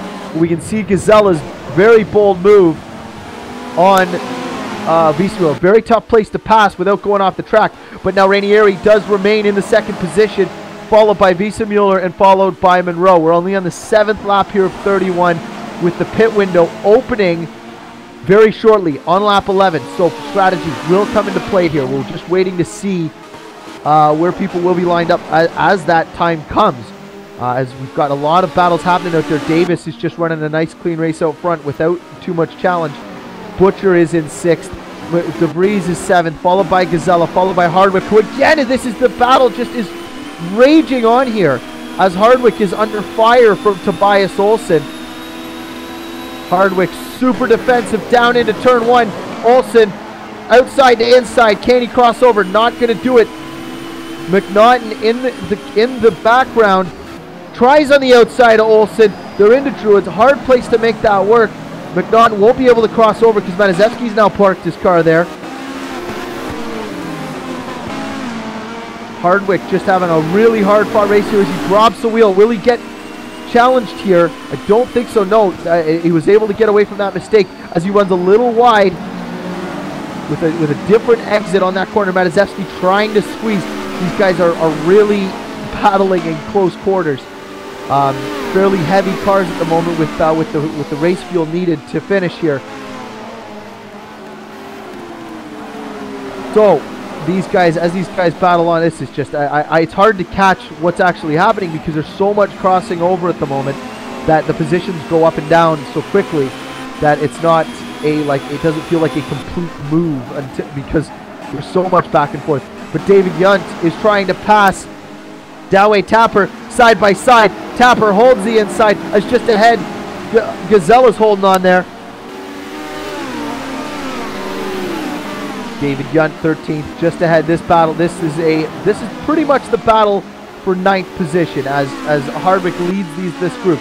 Gazella has pulled away. He's still with DeVries. Butcher is lonely in 5th. It's 6th. McGlade is now on the back of this battle in 5th. I have a feeling that Ranieri is going to be trying to make moves as much as possible to not allow Davis to get some room ahead, because these guys, he knows that Davis has the pace. He knows that early on you got to try to get Davis out of position.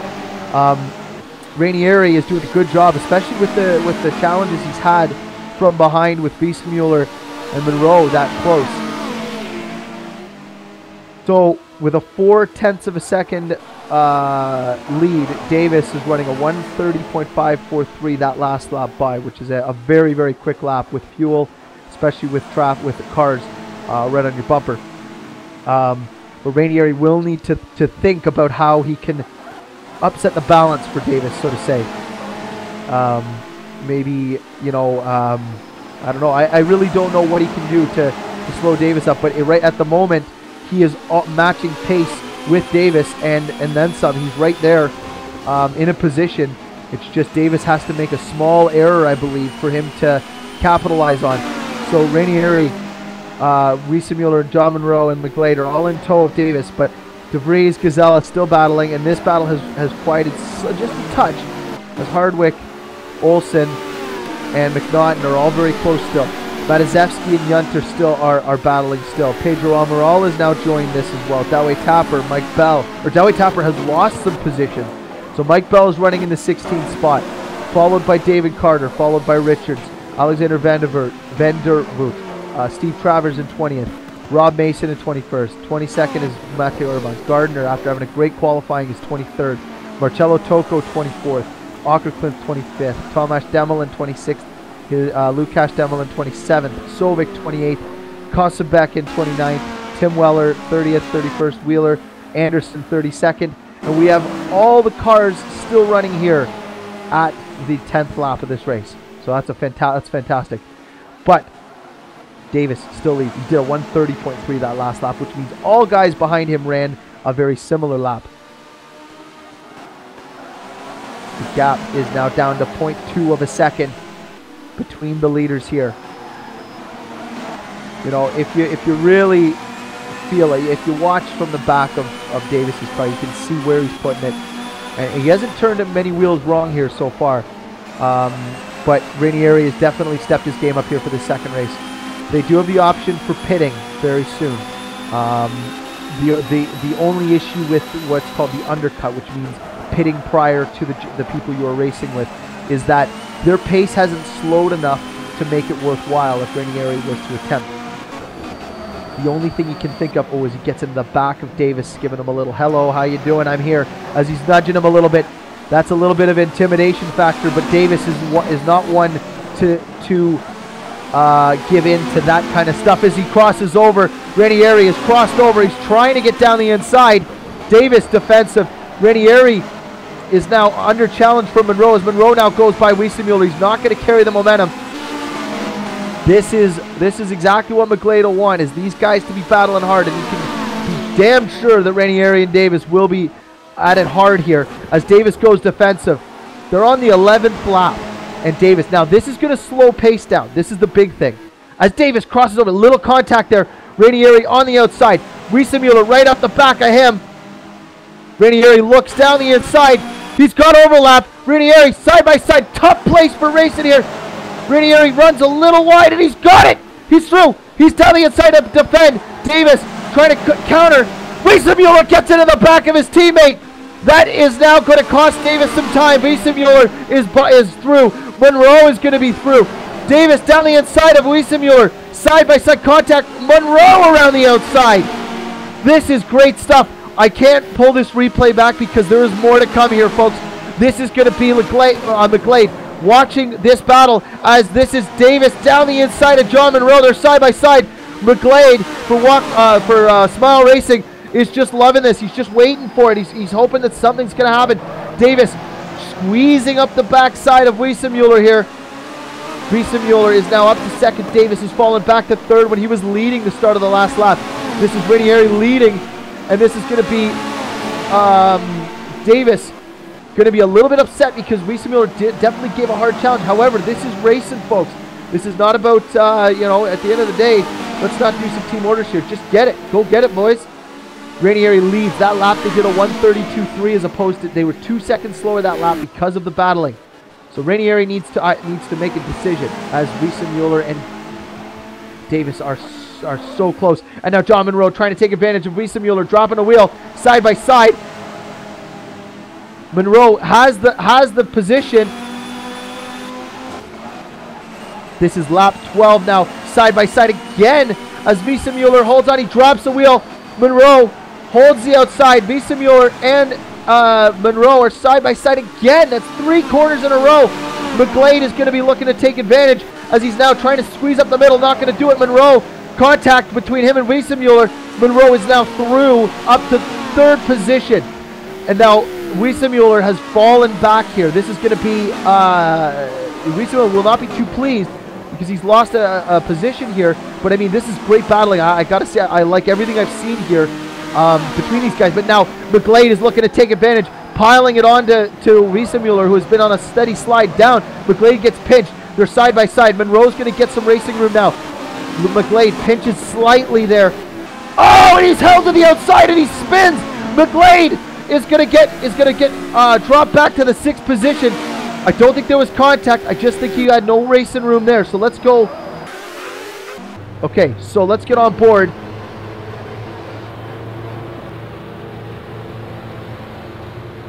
Let's see as McGlade puts himself in a bad position. As you can see, he's got the room to pull to the left, but he's already in a bit of a slide. As you can see now, he's just under braking, and that drops the back wheel. We're talking a hair that wheel is either going to be on or off, and it's very unfortunate for McGlade, who was having such a great run. But that is McGlade. He didn't lose too much time, which he'll be happy with. But what he might consider doing is, if he's not in a battle now, if he feels he can gain some time, he would want to pit right away. That's what you need to do. Yeah, because if there's battles ahead, you would capitalize huge on it. So, McGlade is pitting, and I think that's, Robert Wiesemuller is pitting, so he is attempting to undercut now. Who else is going to pit? We've got Wiesemuller, a few others are pitting, but the leaders are still on track. As John Minot, what has happened to Giuseppe Ranieri? Giuseppe Ranieri is off! So this is turn 1. Ranieri runs wide. No, sorry, that's a bit of lag there. So this is in 2. I'm not going to get to see the replay. There's contact. There's definitely contact there, as you can see. I believe there's contact, because you're not going to get into that position sideways in through Druids without a little help. So the replay's a little kerfuffled. Let's hop on board with Toby Davis and see if there's damage to the front of that car and if it's heavy, because if there is, we might have had an incident there, and it looks like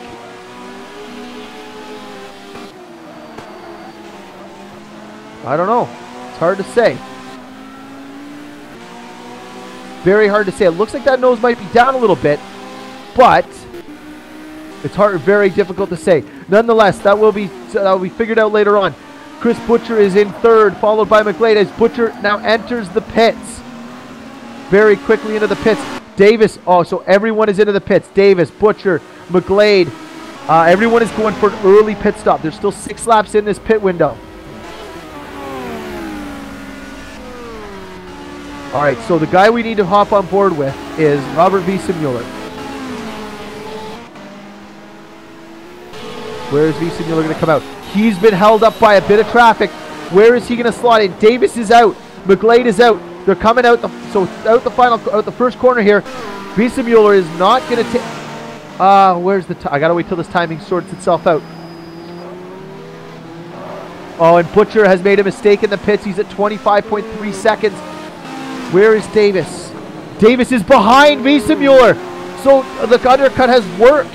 So that incident, Wiesemuller pit at the exact right time. This is Wiesemuller. That is exactly how that works. It's perfect timing. So Wiesemuller is now, with the pit cycles, would be the race leader. So, yeah, that's huge. So Davis is just a ways back of him with some company behind. Lewis McGlade is still close to Davis. The next closest guy who's pitted is going to be Adrian McNaughton, followed by Chris Butcher, who had a horrific pit stop. So, again, pit stops haunting some of the THR drivers. Yunt has pitted as well. But the leader currently will be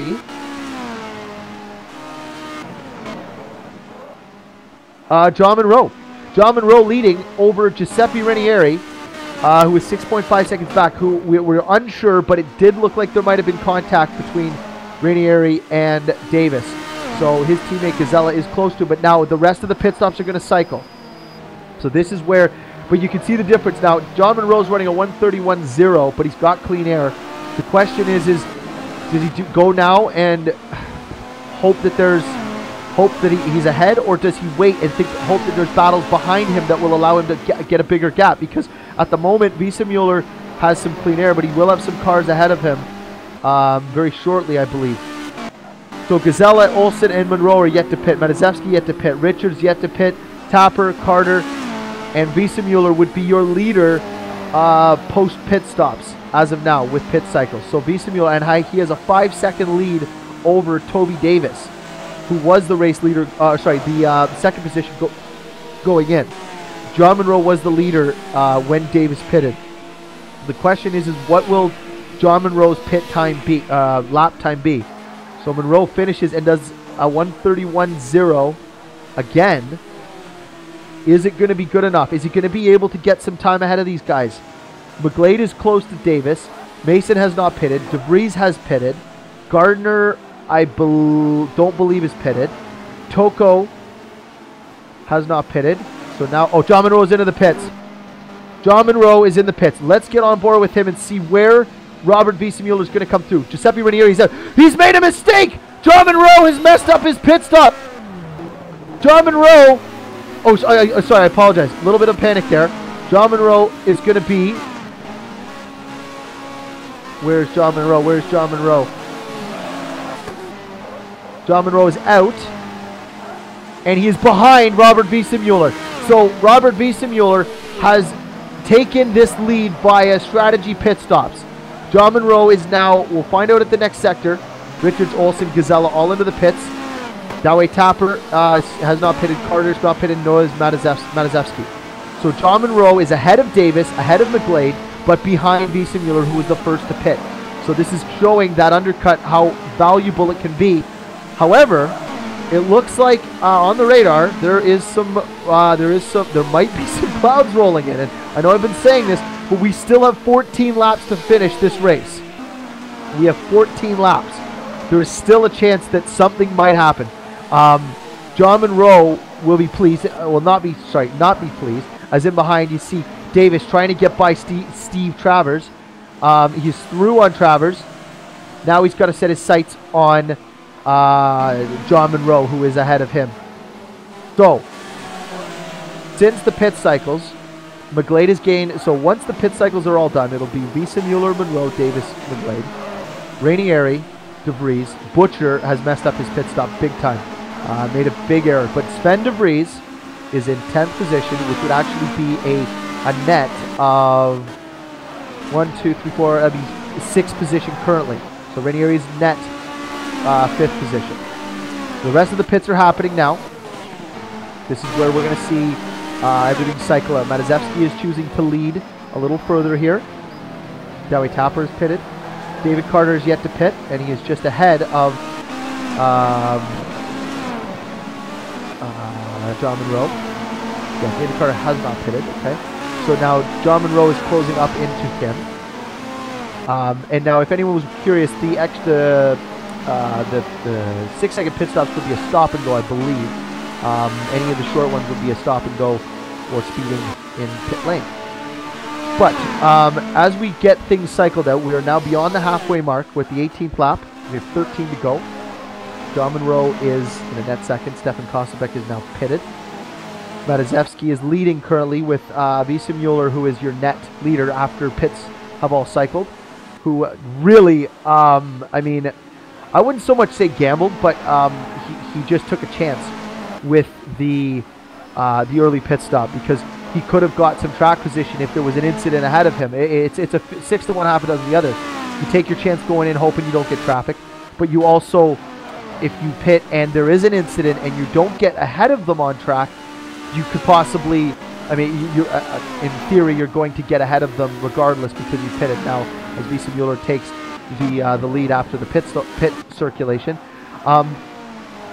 So the essentially that gamble it did pay off. Giuseppe Ranieri with the fastest lap of a 1:30.1. That is a smoking hot lap here.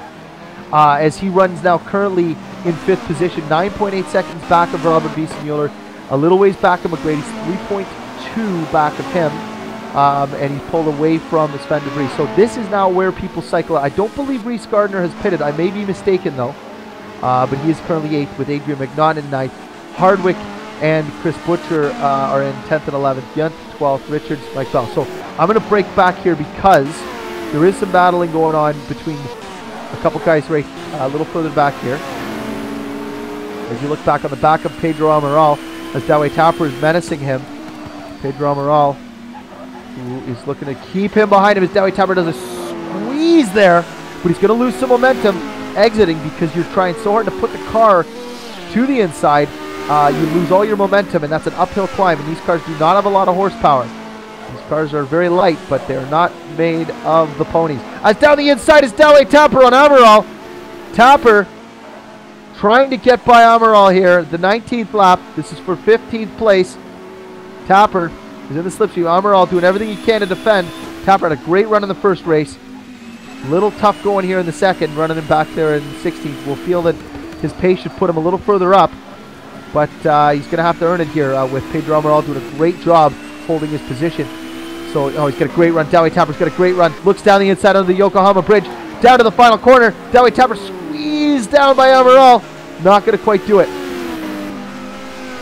So that is Amaral defending very well over Tapper as Gardner has to pit again. So Gardner has done his pit. That is Gardner's pit now. So Gardner's pit is Tapper still trying to get by. Gardner in and out without incident. 13.9 second pit stop. Dowey Tapper down to the inside. Book it through. Tapper up to 14th ahead of Pedro Amaral. I have a feeling that he may be pulling away slightly there. He does seem to have quite a bit more pace, but Butcher will be very upset with his pit stop as it's dropped him all the way back to 10th in this cycle. McNaughton slightly ahead.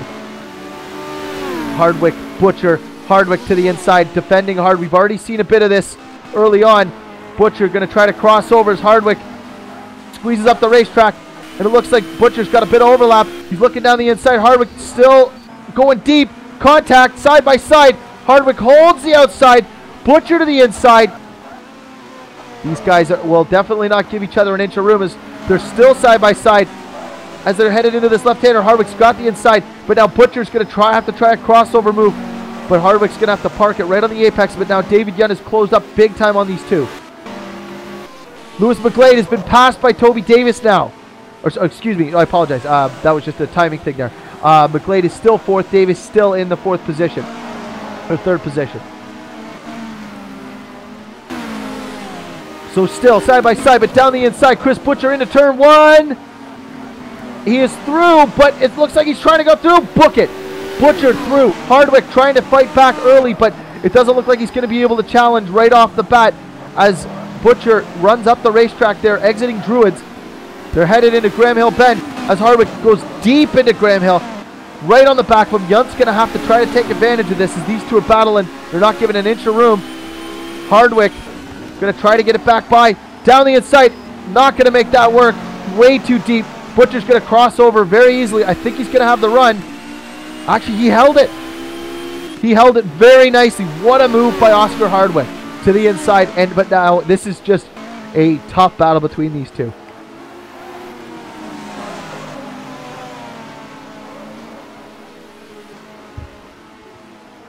So Hardwick has taken his spot back from Chris Butcher. All status quo just ahead. Not too much else happening. But it looks like DeVries is on the back of Ranieri just ahead of these guys. Butcher still to the outside. Oh, and he holds the outside. And in behind, that's sideways for Matt Richards. But Butcher holds that move on the outside right through Sheen Curve. Toby Davis sets the fastest lap of the race at a 1:30.0. What a move by Butcher. That deserves a replay. I got to give him credit for that because that is a tough place to make that stick. Huge credit to Hardwick for giving lots of racing room. Same for Butcher for not squeezing him as he's just got a great run. They do a great job of not getting onto that curb and going over because we've already seen that earlier on here at this event. But what a move to hold the car as there is contact and he just squeezes through. A fantastic move and great driving from both of them. As now Hardwick is trying on the outside through Graham Hill Bend. He's going to run a little wide there. Now he's taking it back. This is Hardwick. This is a fantastic battle between two drivers who are driving fantastic, giving each other room, and just putting on a display here in these touring cars here at Brands Hatch. I am getting short of breath because of them. Oh, we're on the 22nd lap. We have 9 to go. It looks like still a chance, a slight chance of rain according to the radar, but it's not likely. You never know. If rain came on the last few laps, that would be an absolute screamer because it would cause a lot of panic and a lot of things could change. As now Sven DeVries goes by Giuseppe Ranieri for the 5th position. Ranieri now back to 6th. See if we can see what happened there live. Let's see. I don't think we're going to be able to. Oh, no, we just saw the tail end. But Ranieri will look to get that spot back as quick as possible. As you now have Visimio leading by 1.6 seconds over John Monroe, who is closing. These guys are not giving each other a lot of room here. Giuseppe Ranieri runs wide into Druids, all on his own. He just runs wide into Druids there. I think he was pushing a little too hard. Did he get out on the grass? That's the question. Just a little too deep. Trying a little too hard there, and it's so easy to do when you're on the outside. You've got some room, and you think you might be able to squeeze the outside, and it just takes a little lockup, and that is all it takes. But that now puts Emmanuel Gazella up to the 6th position, and Adrian McNaughton to 7th, and Hardwick to 8th. Oh, where is Chris Butcher? Chris Butcher has dropped back, so something has happened in the midst while we were watching that battle. Chris Butcher goes all the way back to the 11th position, and he's now passed by David Yunt. Butcher not going to be pleased. I don't know what happened, so I can't speculate, but clearly there was some hard racing happening, and something transpired that put Butcher further back here in this field as Butcher looks to squeeze by as he gets up on 2 wheels, hits, and he hits him, just puts him a little wide. Yunt gets sideways there. Oh, I'm a little short of breath here because of the amount of action that's been happening. But Hardwick is 8th, 7th is McNaughton, Gazella is 6th, DeVries a comfortable 5th. As now Wiesemuller goes back. Wiesemuller is back to 3rd as we just catch the tail of that. I don't know if we'll see it. I don't think we're going to see it, guys. I think, unfortunately, we won't.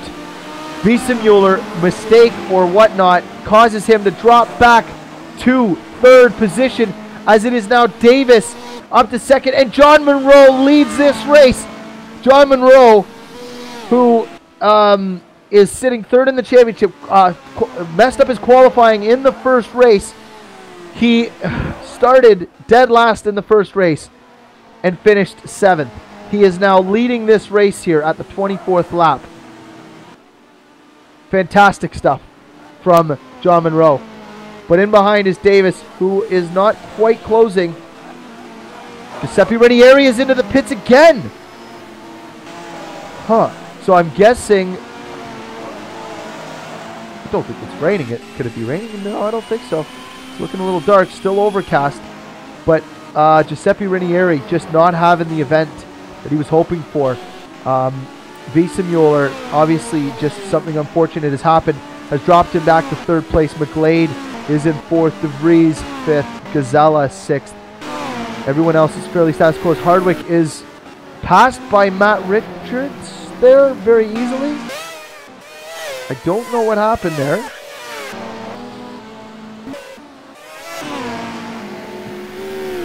A little odd there. Perhaps maybe slowed down to let him by. But nonetheless, Richards is in 8th position. Hardwick is in 9th. Butcher is in 10th. Yunt is 11th. Bell is in 12th. Doway Tapper is in 13th. Matazewski. Oh no, sorry. Doway Tapper is all the way up to 12th now after getting by Mike Bell. Just caught that. Bell is in 13th. 14th, Matazewski. Olsen, 15th. After having such a great start, too. It's very unfortunate to see that. Carter, 16th. Amaral, 17th. Orban, 18th. 19th is Gardner. Steve Travers is 20th. Rob Mason is in 21st. Vanderwood is in 22nd. Toko, 23rd. Kosebek, 24th. Ranieri, 25th after suffering a puncture. Solvik, 26th. Weller, 27th. Wheeler, 28th. Actually, a nice little battle between these two as they go side by side. As it looks like it's going to be... Oh, I apologize. That was just going by there. Jonathan Ockerclint is in 29th. And Demelin, the two Demelins are out. Joshua Anderson are your remaining, the drivers who are out of this race. Davis has now set the fastest lap while having a carrot called John Monroe ahead of him to chase down. John Monroe has a gap of 2.1 seconds to the nose of Toby Davis, and he has 5 laps to keep it that way.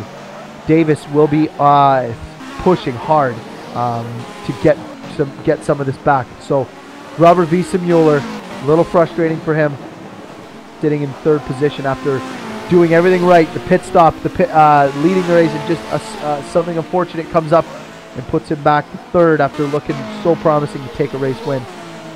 So nonetheless, this has been a very exciting race. DeVries having a great run here in 5th. Gazella 6th. McNaughton 7th. Hardwick 8th. Butcher off the track in 9th, just missing that barrier. Who did we lose there? Matt Richards dropping back. Not sure why, but Matt Richards is behind Chris Butcher now, and Yunt has lost the back of Butcher as well. Tapper up to 12th. Can Davis close? That is the question. Oh, there's contact!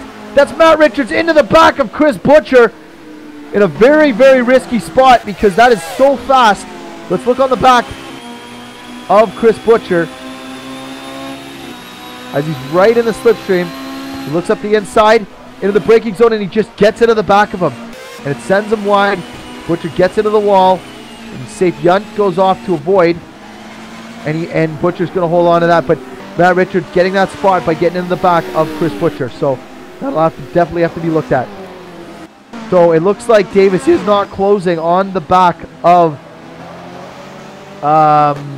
John Munro here in the closing stages of this race, as now Lewis McGlade is closed on the back of Riesemuller. So the last few laps will be interesting to see if Riesemuller will lose even more positions with McGlade getting so close. Munro running a 1:30.6 that last lap around.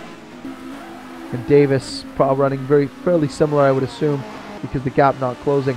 But Riesemuller is now under attack from the Smile Power Racing car of Lewis McGlade.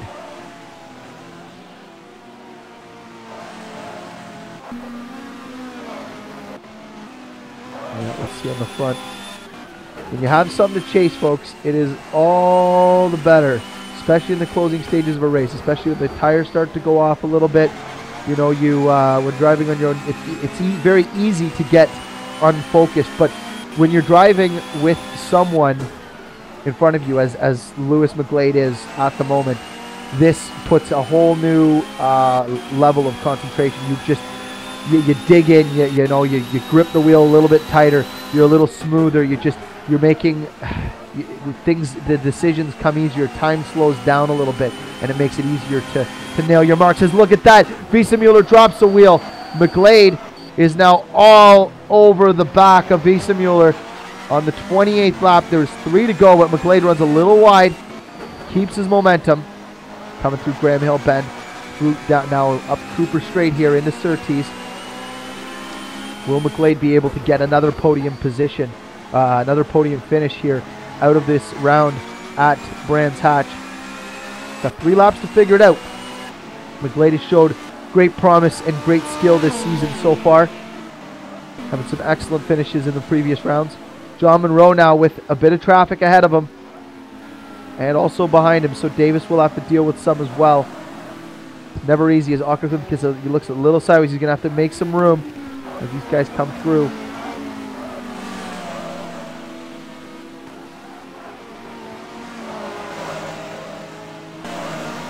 Alright, so now Davis is up on the first of the 2 lap cars. Lap car should move over, give a lane. Just got to give the room, because it's about racing position. You need to make room, folks. So there's the room given. Toby Davis is now 1.8 seconds back at the line. He's 1.7. So he has 2 this lap and 2 more to go to close in on the back of John Munro, who now has traffic as well up ahead of him, who moves over very nicely. Very well done. Davis will now also be closing in. We'll be looking for the same courtesies. Question is has this slowed up John Munro at all? So the battle could be here in the closing stages of this race. Munro, Davis for the win, and then Riesemuller and McGlade for the podium position. So we'll leave that for a moment as these 2 still battle. But a little further back, I saw a battle here between Chris Butcher and Matt Richards. Richards was the one who got into the back of Butcher to get that spot. Now back here, Olsen and Mataszewski. 3-way battle. Mike Bell, Olsen, Mataszewski. Side by side through Druids. Olsen holds the inside over Mataszewski. Bell leads this pack here as Bell cuts across the racetrack. Super defensive. Olsen's going to look to squeeze by Bell while also holding back Mataszewski. But I got to get back to these leaders here, because This is going to be, if there is a battle that I think might spice up, it's going to be this and the Davis-Monroe battle. So McGlade, Wiesemuller, and Davis-Monroe. Wiesemuller looks fairly composed at the moment. 1.3 seconds. What's the gap at the line? 1.2. This is the penultimate lap, so he has two full laps to close. Wouldn't it just be something, folks, if it just started to rain? No, that would be fun. John Monroe makes a mistake, so there it is. That is what it takes. That is the mistake you don't want to make in this position. Allowing Davis to get within that second. See, now he's got a bit of lap traffic ahead. One of the Walk Racing drivers, I think that's Giuseppe Ranieri, who I do believe was impeded. I can't recall. I'm not going to go off memory banks, but now it looks like Ranieri is not giving racing room. So this is going to be John Monroe leading with a Walk Racing driver who is a lap down in between the two of them, who also has fresh tires as well too. So this is a very interesting dynamic of what might be ahead here, as a lap driver just drops the wheel, just gets out of the way nicely.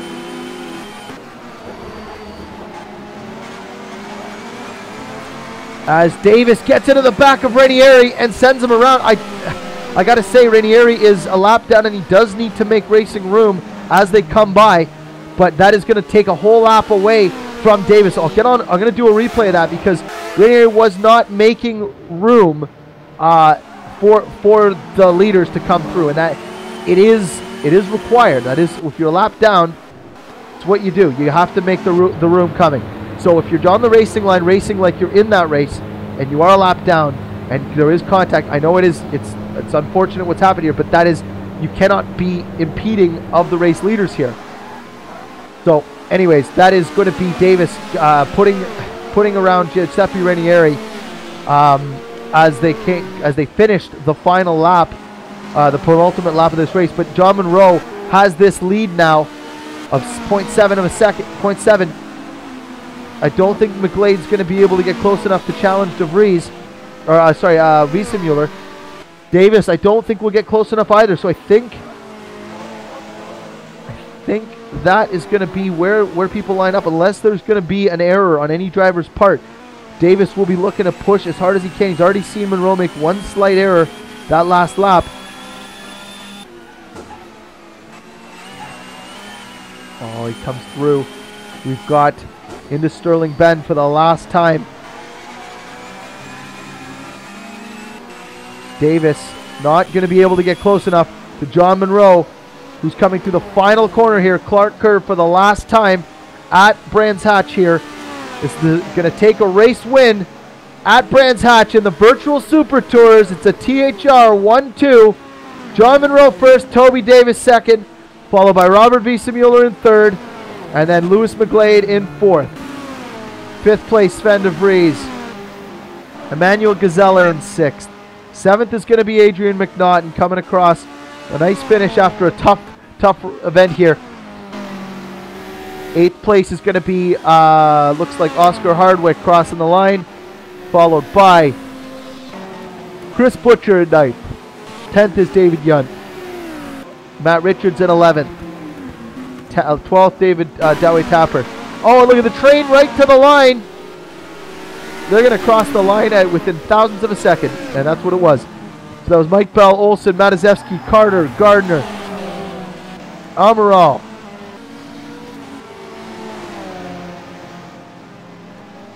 And there's going to be two more to finalize out. I think that might be it so they round out the top 20. There you go. You got Alexander Vanderwood in 19th, Mason 20th.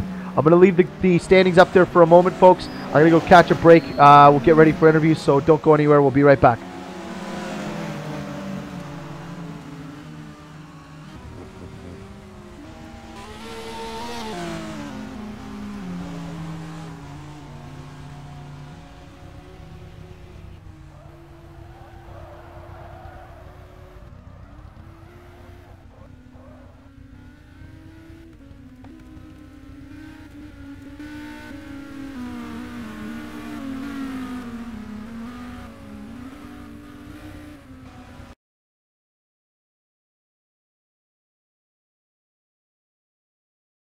Hello, everybody. Welcome back. I just took a quick drink break there. I'm going to take another break before we get into interviews, but I did just quickly want to go through the calendars for you to let you know where everything stands for your upcoming Touring Pro Series fixes.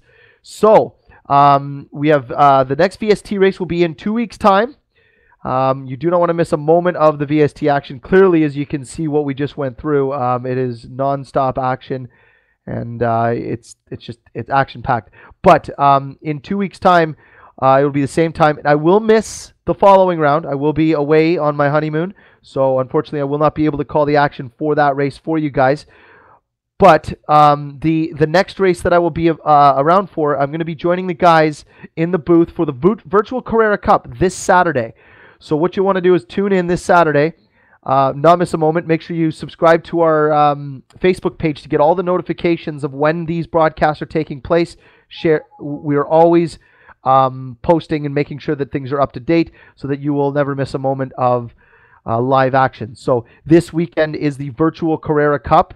I will be in the booth. I'll be joining John Monroe and Robert Wiesemuller for that race. We're going to take a quick break here while I gather some drivers for interviews, and we will go down the driver standings as well, and we'll close things off here for the 4th round of the Virtual Super Tours. We'll be right back.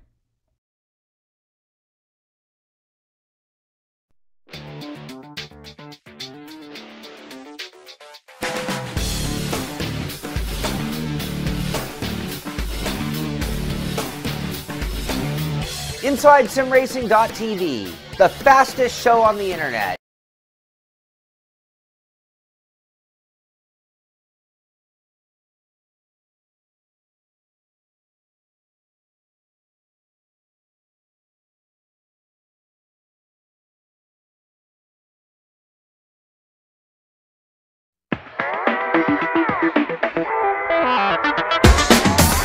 GamePod, the ultimate race rig for those serious about sim racing.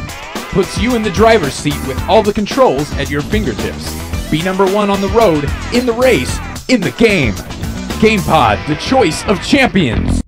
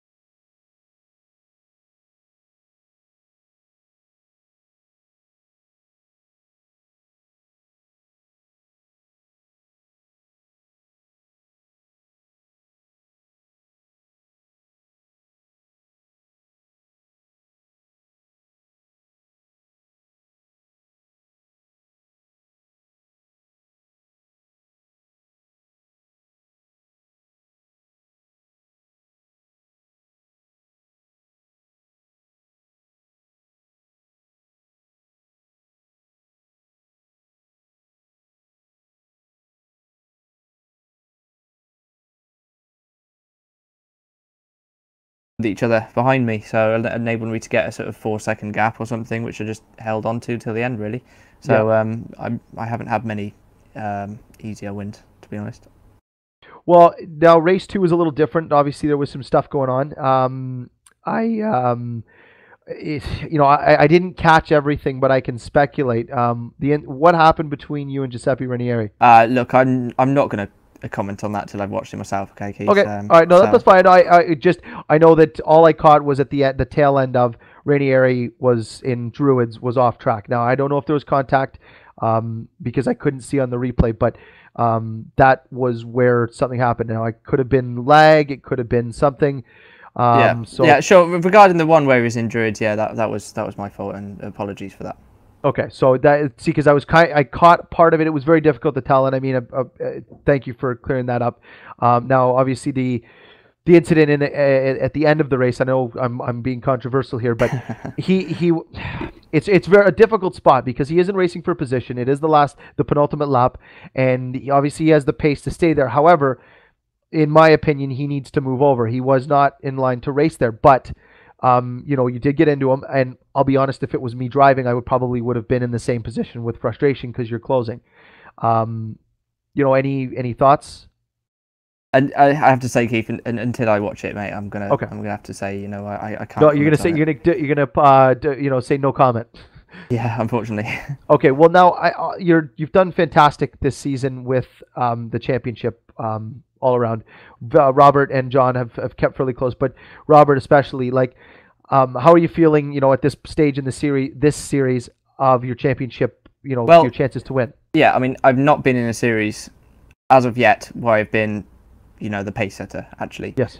Even in the Clios, it was quite rare that I had overall pace over everyone else. I just tended to put it together there. In this one, I think these cars suit me better than anything else I've driven, probably. The front-wheel drive cars with oversteer, it couldn't be better, really. Yes. So yeah, I mean, I'm very confident, basically. I know all these tracks very well. Yes, that's true. Yeah, and it's okay. The rest of the season looks good. Now the $1 million question. I know you took off last race. What happened in your pit stop last race? Which you mean this round? Last round. Because you would not give me an interview last round, and I knew I had to catch you here. So last round, what happened? Just I got hit on the first lap and forgot to switch my damage repair off. So I was pretty cross about that one with myself. I like your championship hopes. You just got to make sure you get your pit stops right, Toby. This time I pulled into my stop, and it took them 3 seconds to start working on my car. Well, but you need to. Well, you're not paying them enough. You're I know, throwing them under the bus. All right. Well, Toby, great round. Leaving here, came in championship leader. You walked away championship leader. Well done. Thank you. Well done. We'll see you the next round. So race 2 winner, John Monroe. Obviously, race 2 was an ideal finish. Talk us through race 1, Super Pole. Well, Dingledale kind of caught me out. It happened a couple of times in practice. I was taking it that bit easier. It was actually funny because it was taking it easy that caused me to crash and braking a little bit too early, turning in, making sure I had plenty of room. And I just turned in that bit too much over the curb and kept it on 4 wheels but not out the barrier. So yeah, that's the first time I've really made a big mistake in a Super Pole, but I knew it was going to be fun going from 32nd.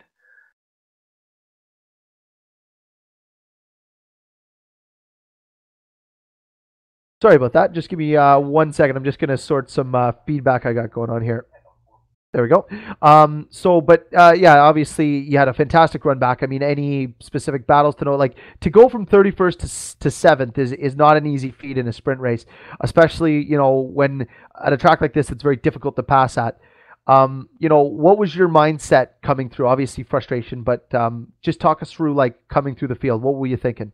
Well, I've not had to do that too many times in TPS, so it was more just kind of, trying to prove to myself that I can make my way through a bunch of cars, and it was great fun. I mean, I got 12 cars in the first 3 corners, which was the perfect start for me. I don't think I've ever had anything like that kind of start, just by going around the outside of everyone. So from then on, it was just a case of picking them off one by one. I have to say thank you to everyone that I was passing. It seemed, every single pass I was involved in, it was clean. Yep. I mean, I obviously made a couple of, probably hit a few people a little bit a couple of times, but nothing too bad. But from everyone else's side, it was absolutely fine. So thank you everyone for that. And yeah, it was just great fun, fantastic battles all the way through, and managed to get up to 7th place.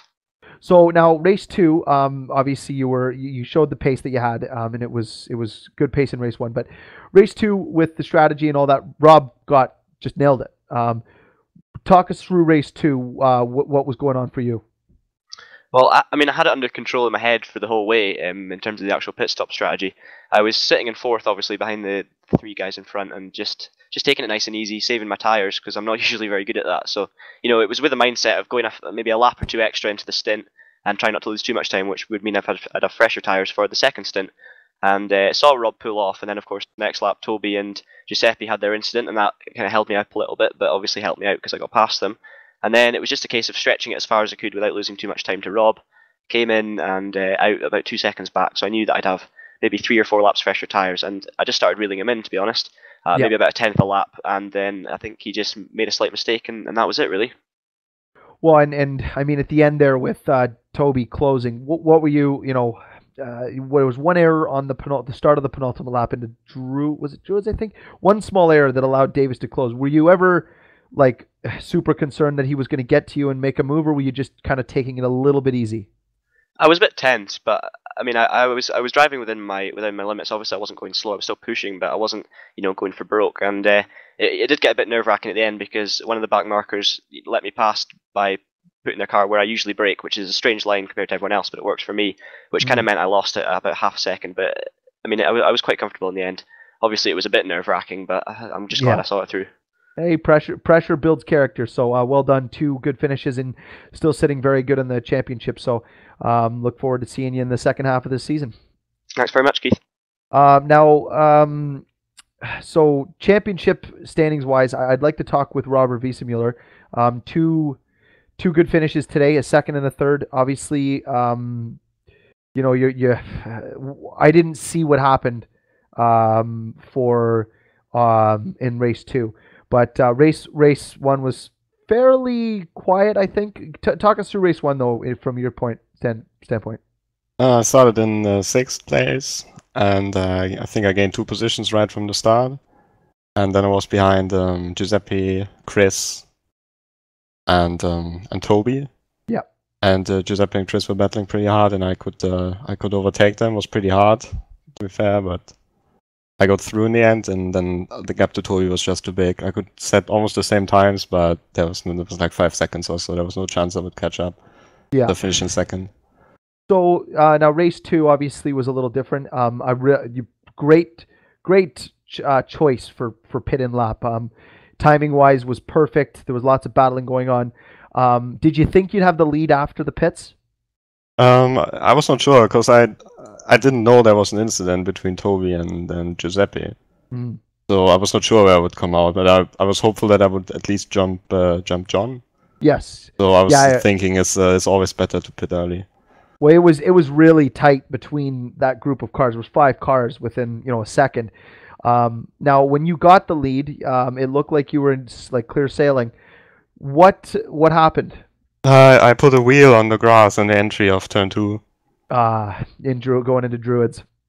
I had to push really hard because the problem was I had 4 laps older tires than John, and I was driving on my limit the whole way, and he was still catching up. So I'm not sure even if I would have not made the mistake, if I could have stayed ahead of him. I'm not sure, but certainly because of that mistake, I lost 1 more position to Toby as well, and that's not what I wanted. Well, the 2 good results. You're still right there in the championship. I know it's hard because it's little points here and there that Toby keeps making, but there's still a lot of racing to go. How do you feel about your chances in the championship? I think Toby needs a DNF for me to really catch up because pace-wise, it looks like even if I'm there in the races, he's a bit better in qualifying than me. Yeah. And the gap is increasing, and I think when he's getting 1 DNF or so or 1 really bad round, then I'm still there, and I'm scoring points every race, so I do what I can. No, absolutely. I mean, and that's it. It comes down to that, and this isn't a sprint. The championship is not a sprint; it's a marathon, and being there is half the battle, because 1 DNF and you're out of that championship hunt, like as of right now. So you've done very well, and I look forward to seeing you in the coming rounds. Now someone who had a kind of an up and down event, Chris Butcher. We spoke prior to the race. I haven't talked to you in a little while. You set the fastest lap in race 1. You finished 3rd. How are you feeling about race 1? Slightly disappointed. I thought I had slightly better pace than that, but I got caught up in battles that I felt were a little unfair and that I possibly shouldn't have been in that position. So I don't think I could have beaten Toby because his consistency and pace was just ridiculous. But I think I could have finished second because once all that nonsense was sort of sorted out, I was on pace with Toby and Rob. So, but it's my best result of the season by far. Can't really complain at a podium, I don't think. No, it was a great run there. Now I know race 2 was a little harder. Your pit stop was off. I guess you forgot to turn damage off. Nope, I changed all 4 tires. Oh well, how'd the car feel after the pits? Actually, pretty poor to be honest. Too much understeer. Well, it was. I don't know. It was all right. It wasn't quick. Let's put it that way. I was really struggling with oversteer in the first stint. To be honest with you, with all the extra weight with the fuel, it was really quite bad. And then I don't know. It just didn't feel particularly quick. Yeah, and then the few battles here and there, like it was tough, but still 2 decent results. I mean, obviously you'd like better. I mean, you can always want better, but 2 top 10s, podium. I think the important thing is with this event that I've proved to myself more than anything else that I've still got the pace and I can still do it. Yep, absolutely. Because this season hasn't really been the best for me. Well, I've broken my 50% DNF record and my 100% raw record at each round. So there you go. I'm happy with that at least. All right, well that's good, Chris. I look forward to seeing you in the coming rounds. Oscar Hardwick. I know majority of the interviews I've banged on here have been the guys that are here and also THR, but just finishing wise. Now, Oscar, you had some tough battles out there. I got a lot of your battles with you, and I'm hungry and tired, so my memory's a little off. Most of the midfield, really. Most of the literally. You had a train at one point of I think 12 cars behind you, and you had some tough defensive battles going out there, but still 2 respectable finishes. You got a 7th, you got a 6th and an 8th, provisionally, obviously, and you gained 12 positions in race 1. Yeah, not a bad outing. I mean, I think it registers as about 45 laps on something like live races, but in reality, I did about 15 to 20 flying laps of practice before Superpole, so it was sort of anyone's game as to what happened, and obviously this series is pretty competitive. Everyone's very, very close on pace. So you drop a wheel in qualifying or you're just a second slower and you're about 15 positions further back than you'd otherwise be. So race 1 was good. I feel as though that was my cleaner race and my better drive anyway. And then race 2, lots of battles, mostly fair. Like I think when I was racing Chris and we went too wide for the entire of Sector 2 without any contact. I got that too, by the way. Can be done. Like there's so much contact every time you go out, and I'm obviously nowhere near clean on that front myself. But it was nice to see and to prove that kind of thing can be done on the track, and it was really good fun as well. So happy with the results. Obviously could have been a bit better, but on the whole, a good evening. Well, yeah, it was good to watch. I definitely got a lot of your battles with a number. I mean, half the field were battling with you at one point, and it was nice to watch and fun, and it was good to see. But see now, with those kind of results, if you put in double the amount of laps prior, you might be 4th and 5th.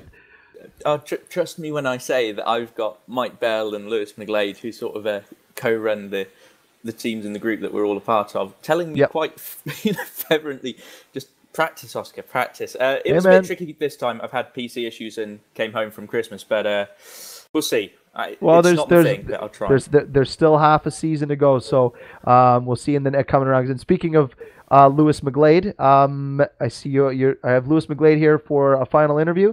Lewis, 2 okay runs. I mean, you had a good run in race 2, kind of snuck up there, but I can't remember what happened to you in race 1. It was bad. It was bad. Like real bad. Yeah, I've apologized to Tobias and to Emmanuel Xella, who both I made exactly the same mistake, and I'm kicking myself over it because it was really, really stupid. It was coming into the second to last turn, and yes, I couldn't see my braking point. I just basically broke into the back of their car, and I've already accepted the penalty for both of them. It was really poor on my part. Yes. There's nothing more I can say on the matter. It was totally my fault. Well, and again, you can't, for owning up to it right away. That's a big thing. And at the end of the day, everyone here that's racing you're racing vehicles at the very edge. These things can happen, but owning up to it right away and apologizing for it is a huge thing. So I mean, kudos to you for that, because a lot of people just okay, we'll just leave it alone. But that's very big of you. So that was the reason for a poorer result in race 1, but you definitely came back in race 2, pulled it all together, and got a 4th. And I mean, you were my dark horse at one point for that race there. Like, I was watching you, and I was like trying to figure out what strategy can get Lewis to win here, because you were just tucked in the back of these guys. Talk to me about what you were seeing ahead of you. Well, there's quite a lot of people within this TeamSpeak channel will know that the kind of driver I am, I don't really like getting stuck in too much. I like having a little bit of space and going about my own thing. Like to stand off your opponent. Yeah, just leave them to it. They can all crash by themselves. It works fine that way.